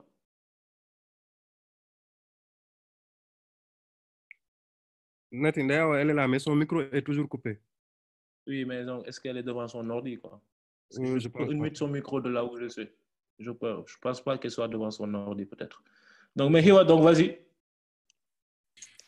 Ok, merci Saïdi. En fait, du coup, moi, juste pour... tu voulais à peu près clôturer, il me semble, non? Donc, j'ai pris note au fur et à mesure des intervenants, des points qui revenaient souvent et qui avaient beaucoup de sens dans... En fait, finalement, là, on n'est pas en train d'essayer de discuter entre nous, entre des gens convaincus, mais aussi de voir comment on peut amener d'autres gens à être convaincus, au moins en partie, comme on l'est. Du coup, les choses qui sont revenues, qui sont très intéressantes, je trouvais que... faut leur montrer, ne serait-ce même quand ils sont toujours dans cette crise, les avantages qu'ils en tirent, parce que s'ils le vivent mal, maintenant ça peut même être un peu un risque en fait, c'est que par la suite, ils ne veulent pas continuer sur cette voie-là ou ne serait-ce en partie accéder à la transformation digitale. Donc, les accompagner pour qu'ils en voient bien les bénéfices. Et ça répond aussi à la question au début, dans l'exemple qui a été donné de son manager, en fait, qui avait besoin de voir son équipe physiquement tout le temps et donc qui avait un peu du mal à accepter ça.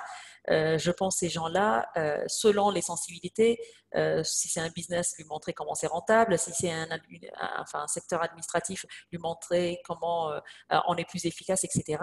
et leur montrer les avantages, je pense c'est ce qui va convaincre concrètement ces gens-là.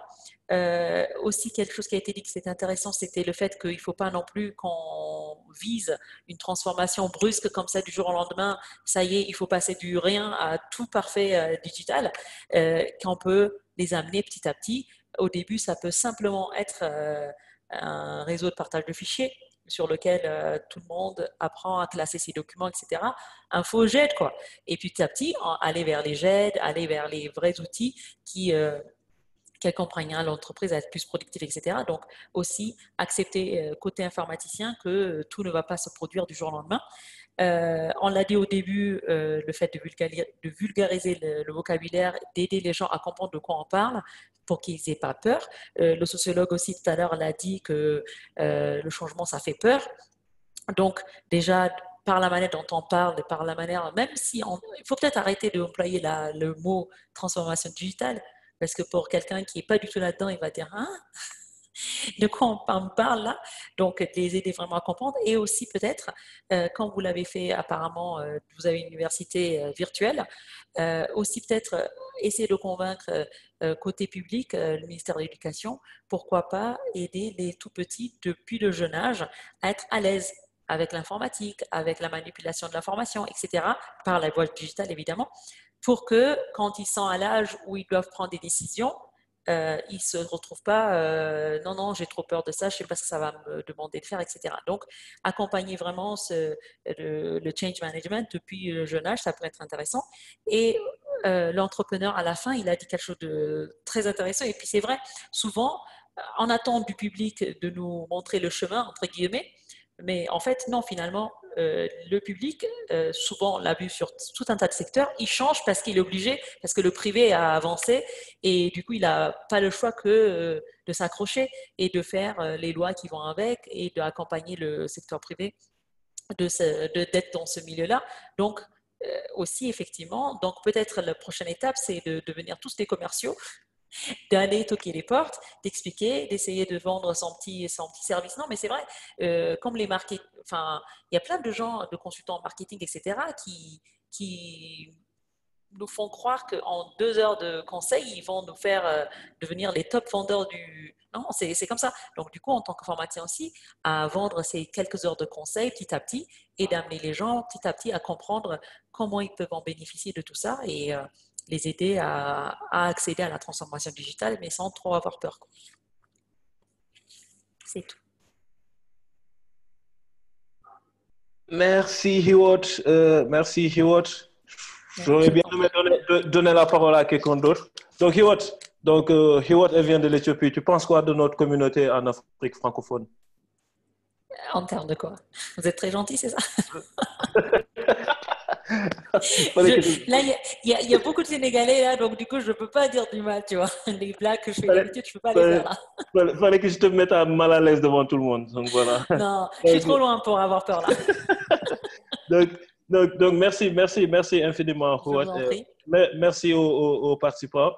Donc, ça, c'est sur la question de la transformation digitale. Donc, avant que je n'avance, je dois avoir l'autorisation des gens parce que je suis en train de vous enregistrer. Et donc, avant qu'on upload la vidéo sur YouTube, il faut que vous disiez tous oui. Donc, d'abord, ça, c'est un. Deuxièmement, on va partager le lien YouTube une fois que le webinaire sera mis en ligne.